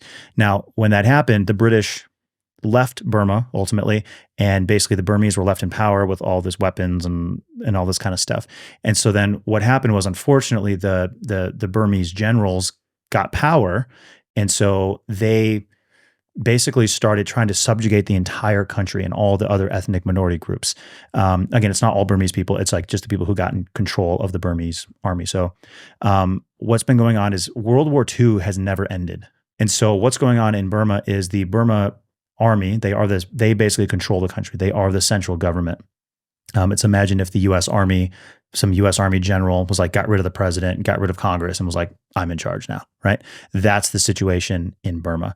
And so the Burma army, they are trying to subjugate all the ethnic minority groups. There's everything from genocide to I guess genocide is the biggest thing, but it's like it's everything from genocide. They're trying to take the land from these people for subjugation, slavery, human trafficking, drugs, all this kind of stuff. And so we work in East Burma with one of the tribes. We work with the Karen tribe. They're just one of the tribes that's being persecuted, but we work directly with them to help them against all these attacks and things that are constantly happening to them. And we set up and run the only ambulance service in that part of East Burma where there's never been ambulances before. And we run them in ruggedized Hiluxes, like pickup trucks, and move patients and such. And what are the ethnic minorities in Burma? Like I feel like that's not typically so Burma. I'm very confused on this. I'm not like very strong geographically speaking, but isn't that Myanmar the same thing? Yes, it is Myanmar. So why is it called Burma instead of Myanmar? And what are the ethnic minorities? I feel like that's not typically a place that like people would kind of go. Right. Okay, that's a fair question. So in general, the Burma was called Burma before the Burma Army took over. Okay, the Burma Army, they changed the name to Myanmar, and so as an act of defiance, most people in Burma, at least the people that I've worked with in Burma, they do not call it Myanmar. They call it Burma because they don't recognize the authority of these corrupt genocidal maniacs to change the name of their country, right? However, if you do call it Myanmar, it's like, I'm not going to get mad about it. Nobody gets mad about it. We understand. So yeah, it's Myanmar or Burma. I personally just use the term Burma. So there's a lot of different ethnic groups. I don't know the names of all of them. There's a lot of them. But there's the Kachin, the Shan, the Wa, the Arakan, the Karen, the Karenni, the Mon, and I'm definitely missing But it's other all ones. kind of just like Southeast Asian kind of. Yeah, it's all Southeast Asian cultures, and they all have their own distinct languages and cultures and everything like that. So it's quite the melting pot of all these different cultures and such. How long do you see yourself doing this for? That is a fantastic question. So I got married a year ago, and so I want to take Stronghold Rescue and Relief and make us obviously much, much bigger than we are now, and help more people over time. But I do definitely see, as the years go by, I definitely want to be personally like less and less involved, like in sort of the frontline aspects of the job as time goes on. Also, right now I'm currently at Harvard University knocking out my MPA. It's a 1-year intensive MPA, so I just finished the summer term, and then now I have to do 2 semesters at more than full time. And so I'm using that as an opportunity. I'm using this as an opportunity as well to just sort of see what other options there are out there. I want to grow the organization and lead the organization into the future. But I'm not sure what exactly my role is going to be, 5 years from now. I really don't know that. What would you do if it were not this? If I didn't run Stronghold? Yeah. Man, that is a very, very interesting question. There's so many things in life that I would love to do. I'd love to be a doctor. I'd love to be a lawyer. I'd love to, be an engineer. There's so many things that I would love to do. I'd love to be an academic. I'm a total nerd. I love reading. So there's so many things in life that I would love to do. And quite frankly, I don't even know what I would do outside of this. If this didn't exist, this is definitely like where my head and my heart is at for now, at least. Yeah. What are some of your favorite books? Oh man. So I read a lot of history books. One of my favorite books is Band of Brothers. So that's like one of the original sort of books that I read when I was a teenager. There's another book. So this is actually funny. The first book that I ever read, I was either 10 or 11, and the first book that I ever just went and just grabbed on my own. It was at school. I just grabbed it off the shelf just randomly. It was yellow, and I grabbed it off, and I sat there and I read it. And it was basically a child's version of Lawrence of Arabia. And so T.E. Lawrence during World War I, he worked with. He was a British officer, and he led Arab armies to fight the Turks throughout the Middle East. And I just was like, man, that's like insane. That's so crazy, so incredible. So that was like the first book that I ever read. So I'll read a lot of military stuff. Probably my favorite book that I've read more than any other book is Gates of Fire by Stephen Pressfield. That book is is just wonderful. Some of my other favorite books are Letters from a Stoic. I read Seneca like a crazy person. I love it, and it really helps me out. I'm reading through the Bible right now currently. I'm also reading through Guns of August, which is about World War I. So lots of history, lots of that kind of stuff, yeah. What do you think is your biggest achievement? Oh, geez.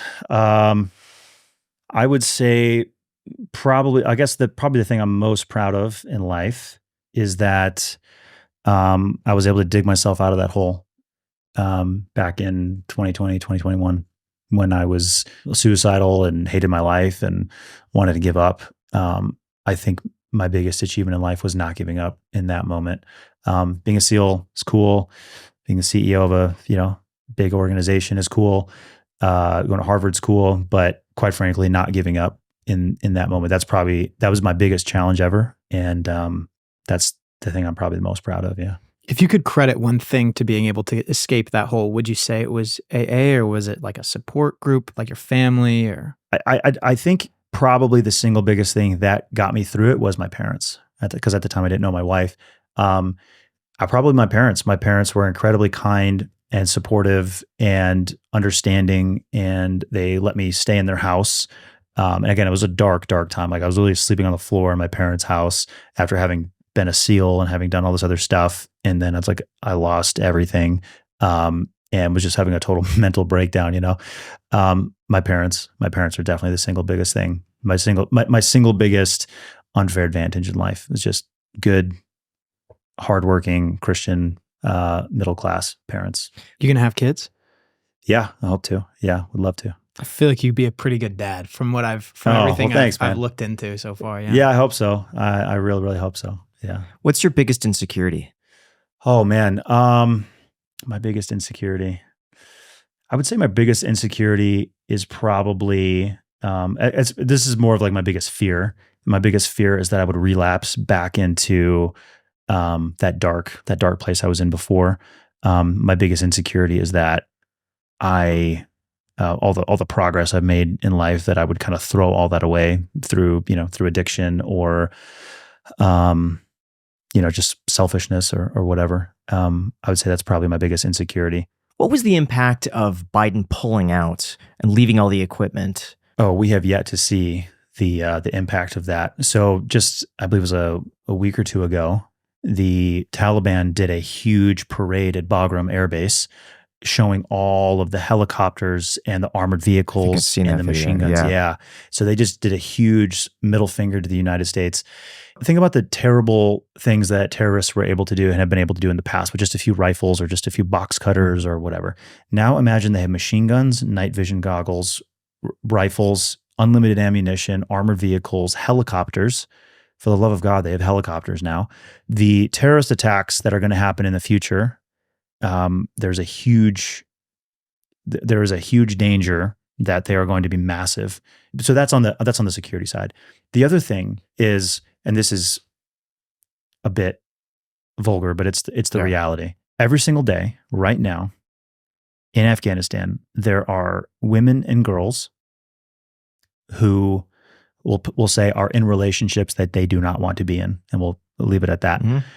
Every single day.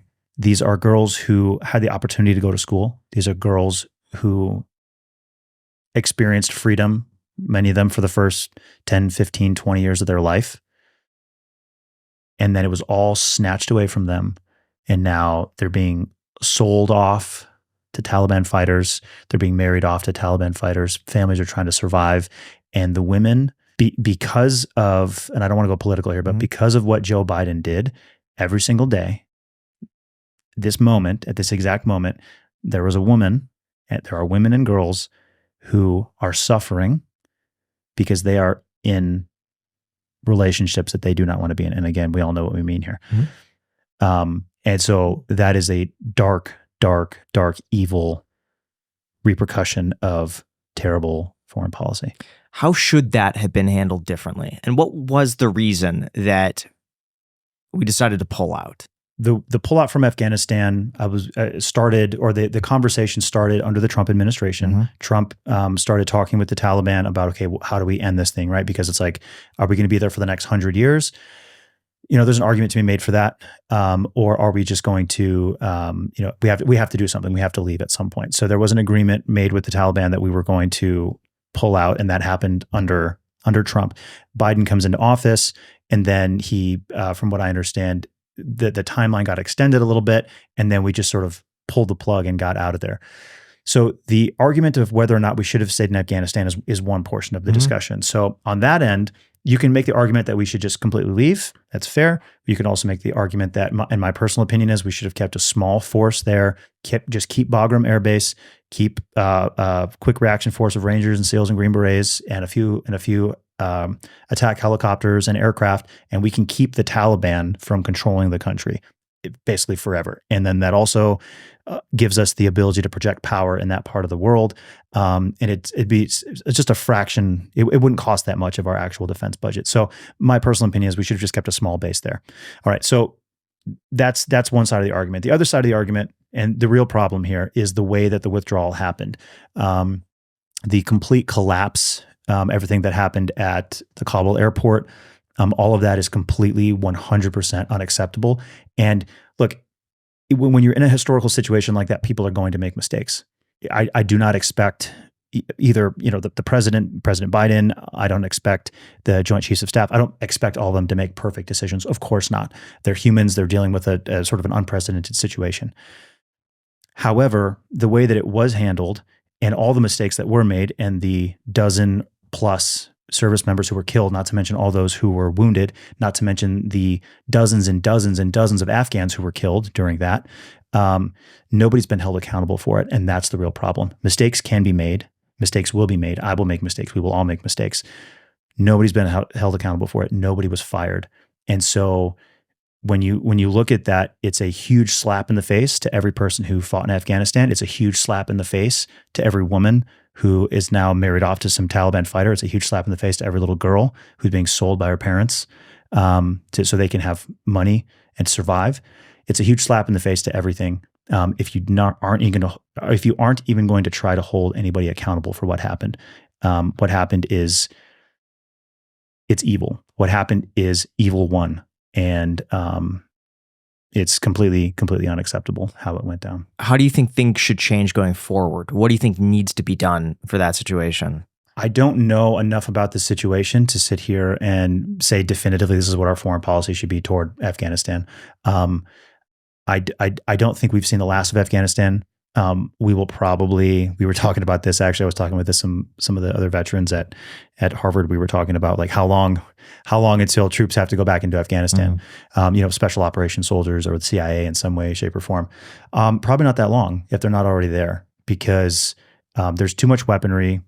There's too much ammunition. There's too many helicopters and armored vehicles and stuff in the hands of 8th century barbarians who want to murder all of us, to not go in and do something about that. So I don't know if that's going to look like it. My personal opinion is send long range bombers, blow up all blow up all those aircraft, blow up all of the supply dumps, blow up everything. And again, I don't know the logistics on that. So I'm not saying it's easy to do that, but I think go in and blow up all the hardware.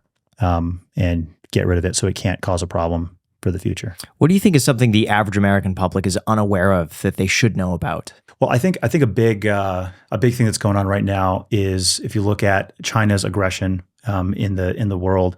So I think that there's several things going on. When you talk about just sort of society as a whole. So there's all these different armed conflicts. The Chinese thing is a big one. You look at Haiti's falling apart. That's going to affect what's going on here. People need to be looking at what's going on in Venezuela with Nicolas Maduro refusing to hand over. He obviously lost the election. He rigged the election, refused to turn over power. You have Haiti's falling apart to the gangs. The UN peacekeeping force there is totally failing at this point. Maybe look at their act together. Probably not. That's going to cause violence, drugs, refugees fleeing. That's going to cause all kinds of problems just in the Western hemisphere here. And then you look at China's aggression. And I think that Americans, we unfortunately are a little bit ignorant of history. If you want to make good decisions today, you need three things. You need to understand history, you need to understand psychology, and you need to understand a little bit of philosophy, right? So history, how did we get where we are? Psychology, how do people actually think? And philosophy, philosophy is what do people actually believe? And what are the ways in which they're making decisions? And I feel like we as Americans do not look at those things enough, and we're ignorant of history. So for example, you look at China. Most people don't know about China. Like, why is China so aggressive? What's going on? What's the history there? Well, it goes back to the early 1800s when Britain started smuggling opium into China. So that way the Chinese would get addicted to opium. That way they would trade opium for Chinese goods. Because at the time, the Chinese only wanted silver, and the Chinese didn't want very much else to do with the outside world. And so Britain basically got all of China addicted to opium. And then that caused several wars, which the British won. And so then they forced more opium onto China. When that happened, basically for 100 years, China was just sort of overrun by the British and by the French. And then obviously the Japanese went in there as well. And so the Chinese call that the century of humiliation, which ended around at the end of World War II. So when you look at Chinese psychology, you have to look at why are they making the decisions that they're making today. You have to look at the history, and then you have to look at the psychology. They were also Confucian at the time, which meant, at least at that point, China, they believed that they were sort of the central moral good of the world. And so they still, in a lot of ways, see themselves as the central sort of moral good of the world. They see themselves at the center of the universe. And so they are incredibly humiliated. And I'm going somewhere with this, I promise. So when you look at their actions, it starts to make sense. You see like, oh, this is how a humiliated, sort of narcissistic group of people acts. I mean, like the Chinese Communist Party. They're humiliated, but they're also narcissists. And so then you look at the fentanyl crisis happening in the US. Where's all that coming from? It's all coming from China. They're sending all the supplies and everything that needs to be, that the cartels in Mexico need to make fentanyl. That's coming from China. China is sending that stuff to Mexico, and it's being smuggled up into the US. You think China doesn't know that? Of course they know that. They are literally repeating 200 or 175 years later what happened to them. And so if we are ignorant of our history, if we don't look at psychology, if we don't look at the beliefs and philosophy of the other players on the board, we will continue to make bad decisions as the American people. And that applies to us as individuals as well, but that's another topic. But yeah, so I think those are some of the things that people should be looking at and trying to understand better. Should we be concerned about the war that's happening in like Gaza right now as well? What I will say, so after October 7th, my organization, we went into Israel. We ended up not in the south, not down toward Gaza, but we went into the north of Israel, where Hezbollah was firing rockets into Israel, and we were helping set up medical care and bringing in medical supplies and things like that. Because, and again, our mission there is to help the civilians, the Israeli civilians who were just caught in the middle of rockets firing down, and the Israeli Defense Forces, they're firing back into Lebanon, trying to stop these attacks and things. So, should we be concerned about the war happening in Gaza? Absolutely. I mean, it's a tragedy what's happening, but we also need to remember our sort of we need to have some moral courage here as well. So the Israeli military, here's the thing.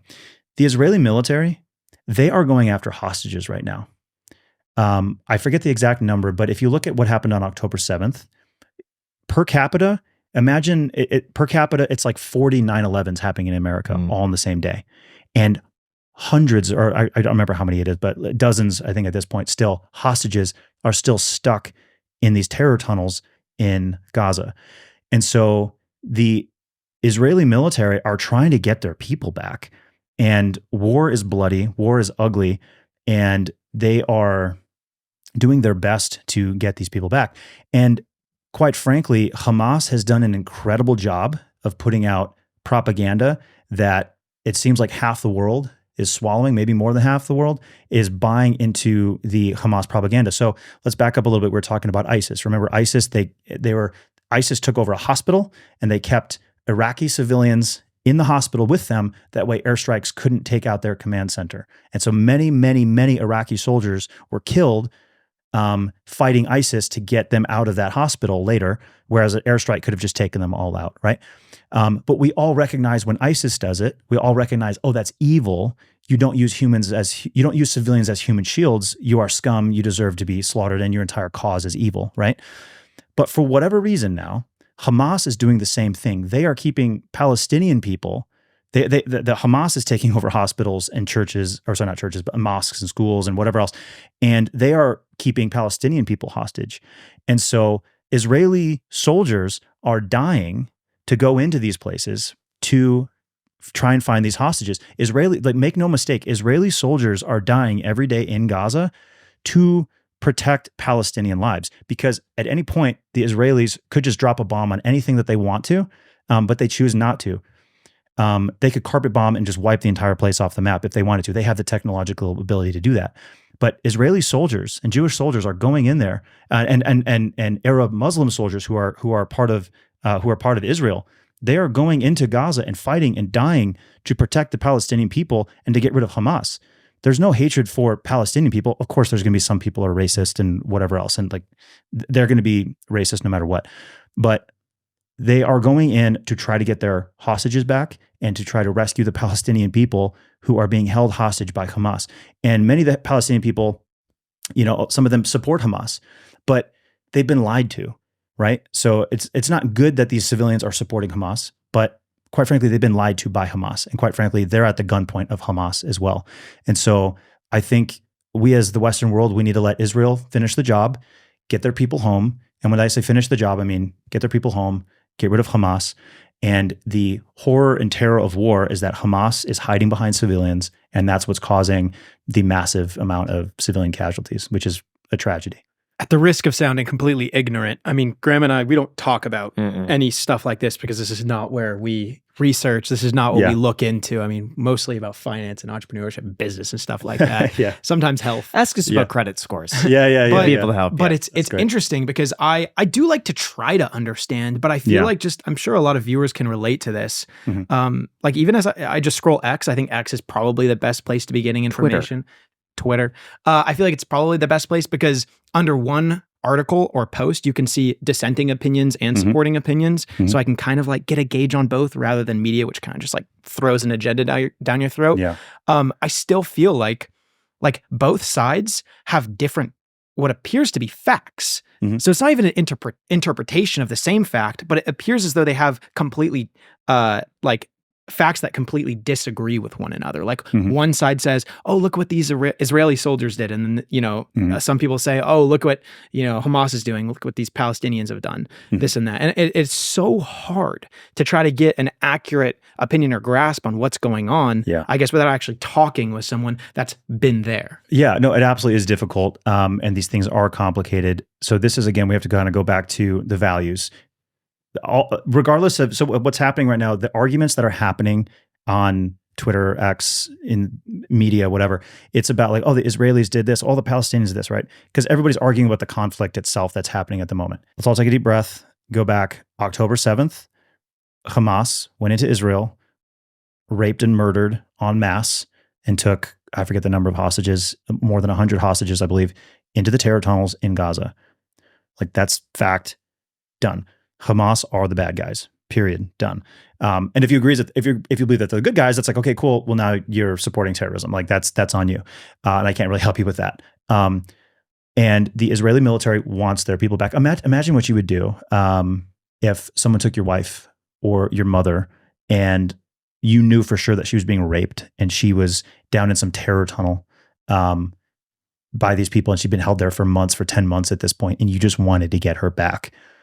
Like, imagine the lengths you would go through to get her back, right? So, now to be fair, you might also be angry and you might start making bad decisions and hurting people that are not guilty of that, right? So that is possible and that does happen for sure. I'm not saying the Israeli military, I'm not saying at all that they're perfectly innocent and everything, but the cause of getting these hostages back. And nobody talks about this too. I believe it's 5. We have 5 American citizens who are being held in those terror tunnels right now. When was the last time the president came out and did a press conference about the American hostages being held? Like, why isn't SEAL Team 6 and Delta Force in there, making heads roll and getting our people back, right? So I think the Hamas is evil. IDF is doing the best they can, but so that's on one end. I'll kind of comment as well on like people not knowing all the different things that are going on. So this is a problem that I see as well. And for me, it's like, I want to be up to date on all these different conflicts that are going on because this is like the world that I live in, and I go into conflict zones to help people who are caught in the middle. So actually this year at Harvard, I started this summer. I started a company called The Overwatch, and basically it's going to start out right now as a weekly newsletter, and it's going to cover the latest news from multiple sources about what's going on, specifically with armed conflicts, international crises, and government, specifically on all those things. And what's also different about it is we're going to add links for additional context. So if there's a story about, for example, the newsletter that went out today, it was about, one of them was about, we're talking about the Venezuela situation and whatnot. We put a link in there so you can just click on it. And you can go to sort of a neutral page or a YouTube channel or a Wikipedia page or something, and you can research more about this and make up your own mind. We just want to throw facts out there just so people are aware of like, okay, what's going on in the war in Ethiopia? What's going on in the war in Burma? Like, outside of just Israel and Ukraine, right? There's other things happening. Yeah, what's going on in human trafficking? What's going on with the drug wars on our southern border? And so we talk about all those things and just sort of give a quick highlight about 15 or 20 stories of what's going on around the world. And so people can kind of get a quick digest. And if they want to, they can click on the other links and kind of go down these other rabbit holes to learn more and more about it. Where can people access that? It's called the overwatch.co is the website, and it's just a free newsletter. People can sign up for it, and it's curated by me. And hopefully over the years we'll make it bigger and better and do more stuff with it. But yeah, this is the problem that I want to solve. Is people always ask like, what's happening in Burma? I've never heard of that. Mm-hmm. And it's like, I get that question all the time, and totally fair. because I don't even know what's going on half the time in different places. So this is a solution to that problem to help people out. I met someone from Burma. Oh, nice. In Thailand, and she was telling me she had to escape it because it was so dangerous. Yes. Which I thought was really interesting. Absolutely. Yeah, actually, so funny story. My wife is actually from Burma. No way. Yeah. So I'd finished this mission and was at a clinic deep in the jungle, and I met her. And I knew within 5 seconds of talking to her, I was like, I'm going to marry her. If everything checks out, I'm going to marry her. But actually, she was a refugee from Burma and lived in a refugee camp in Thailand, on the Thailand side of the border, until she was 10. And then she was able to go to Canada, where she grew up. And then she had just returned to Burma to see what she could do to help her people. And and then so we ended up getting married. Got married last year, July 4th. Congrats. How long did you date? Thanks. July 4th. In Canada? Yeah, July 4th. Hey. July 4th in Canada, because that was the In only day that Canada. nobody had anything going on. Yeah, So, wow. okay, we got married pretty much right away. So I met her, and then 4 months and 16 days later, we got married. And it was because we knew we were going to get married. And then her family, they have like every 3 years, her family from around the world comes together for a family reunion, and her grandfather was getting super old. So we were already talking about maybe we'll get married in a year or something like that. But the whole family was coming in anyway. And so their family joked and were like, well, why don't you guys just get married when everybody's here during the family reunion? And then we kind of like looked at each other and we're like, yeah, like let's go for it. So we ended up, we met and then got married 4 months and 16 days later. Yeah, and so now That's we're so able to cool. go back to Burma and work together, and it's amazing. What'd your parents think about that? Oh, they were totally supportive of it. My wife is an absolute angel. She's the absolute best. What is Yeah. it about her specifically? Like as soon as you met her that you knew? You know, this is gonna sound super corny, but it was like my soul recognized her. I was like, I know you. And I know that sounds super, whatever, spiritual, weird, but it was like, I met her and I was just like, I know you. And yeah. And like, we're meant to be together. She felt the sparks as well, or did you have No, to she chase did it not. all? No, she did You had to not. chase? Yeah. Well, so we were chatting, and I had to go off on another mission like a day later. And so then we exchanged numbers, but I asked her out on a date, and we met up in Thailand, and And so, then eventually, she was like, all right, he's all right. And then ended up, He's okay. ended up He's agreeing to all right. marry. He's all right. He's Yeah, decent. Harvard, I'll he's done settle. this, I Navy guess I could SEAL, settle now. okay, saves lives. Hey, it's Yeah. okay. Yeah. So it was good. And what was grateful. the line that you used to like win her Yeah, over? I'm trying to find, What was you the know, for a first line? soulmate right now, I Yeah. got to know a pickup line. The line to win her over? Yeah. There was no No, line. that's I was just honest. I think the best thing with that is just honesty. I was just like, So you didn't go up and like, riz her up a little bit. well, we'd been chatting for several Okay. hours. No, this is actually funny. Yeah. When I asked her out on a date, I did it over text. So I was about to go off on this like deep recon mission with like this group of Karen guerrillas, like deep into the mountains. And one of the guys, like on this mountaintop, he had like 1 bar of signal from like a local Burma army cell phone tower. And so he put up a Wi-Fi hotspot. And so I messaged her. I was like, hey, it was really great meeting you. I would love it. I'd love to take it. I don't know if you have a boyfriend or not. I was like, but if you're single, like I'd love to take you out on a date when we get back to Thailand. So I sent this message to her, and I saw that she read it. And then as she read it, like the guys were like, everybody was like racking, was putting rounds into their rifle, were ready to walk off on this patrol, like deep into this area. And I was like, you gotta be kidding me. You gotta be kidding me. So I saw it, she left me on red. And then for like the next 3 days, I was off on this like reconnaissance mission, checking out this particular area. And I was just like, oh God, I hope she says yes. And then we got back to that mountaintop 3 days later, turned it on. It was like, sure. And it was like, perfect. So, and then So you went from there- 3 days. Just I was like, went 3 questioning. days not knowing what her response was going to be. Jeez. Yeah. So I get back, I'm just like covered in sweat and like, cuts. And, I had this like poisonous bug. He had like bit my neck, and I'm just like miserable. Yeah. I'm just standing there, just covered in sweat. And like, I first thing I checked was to see if she said yes. And she was like, yeah, let's go on a date. And I was like, yes. So, That's so cool. yeah.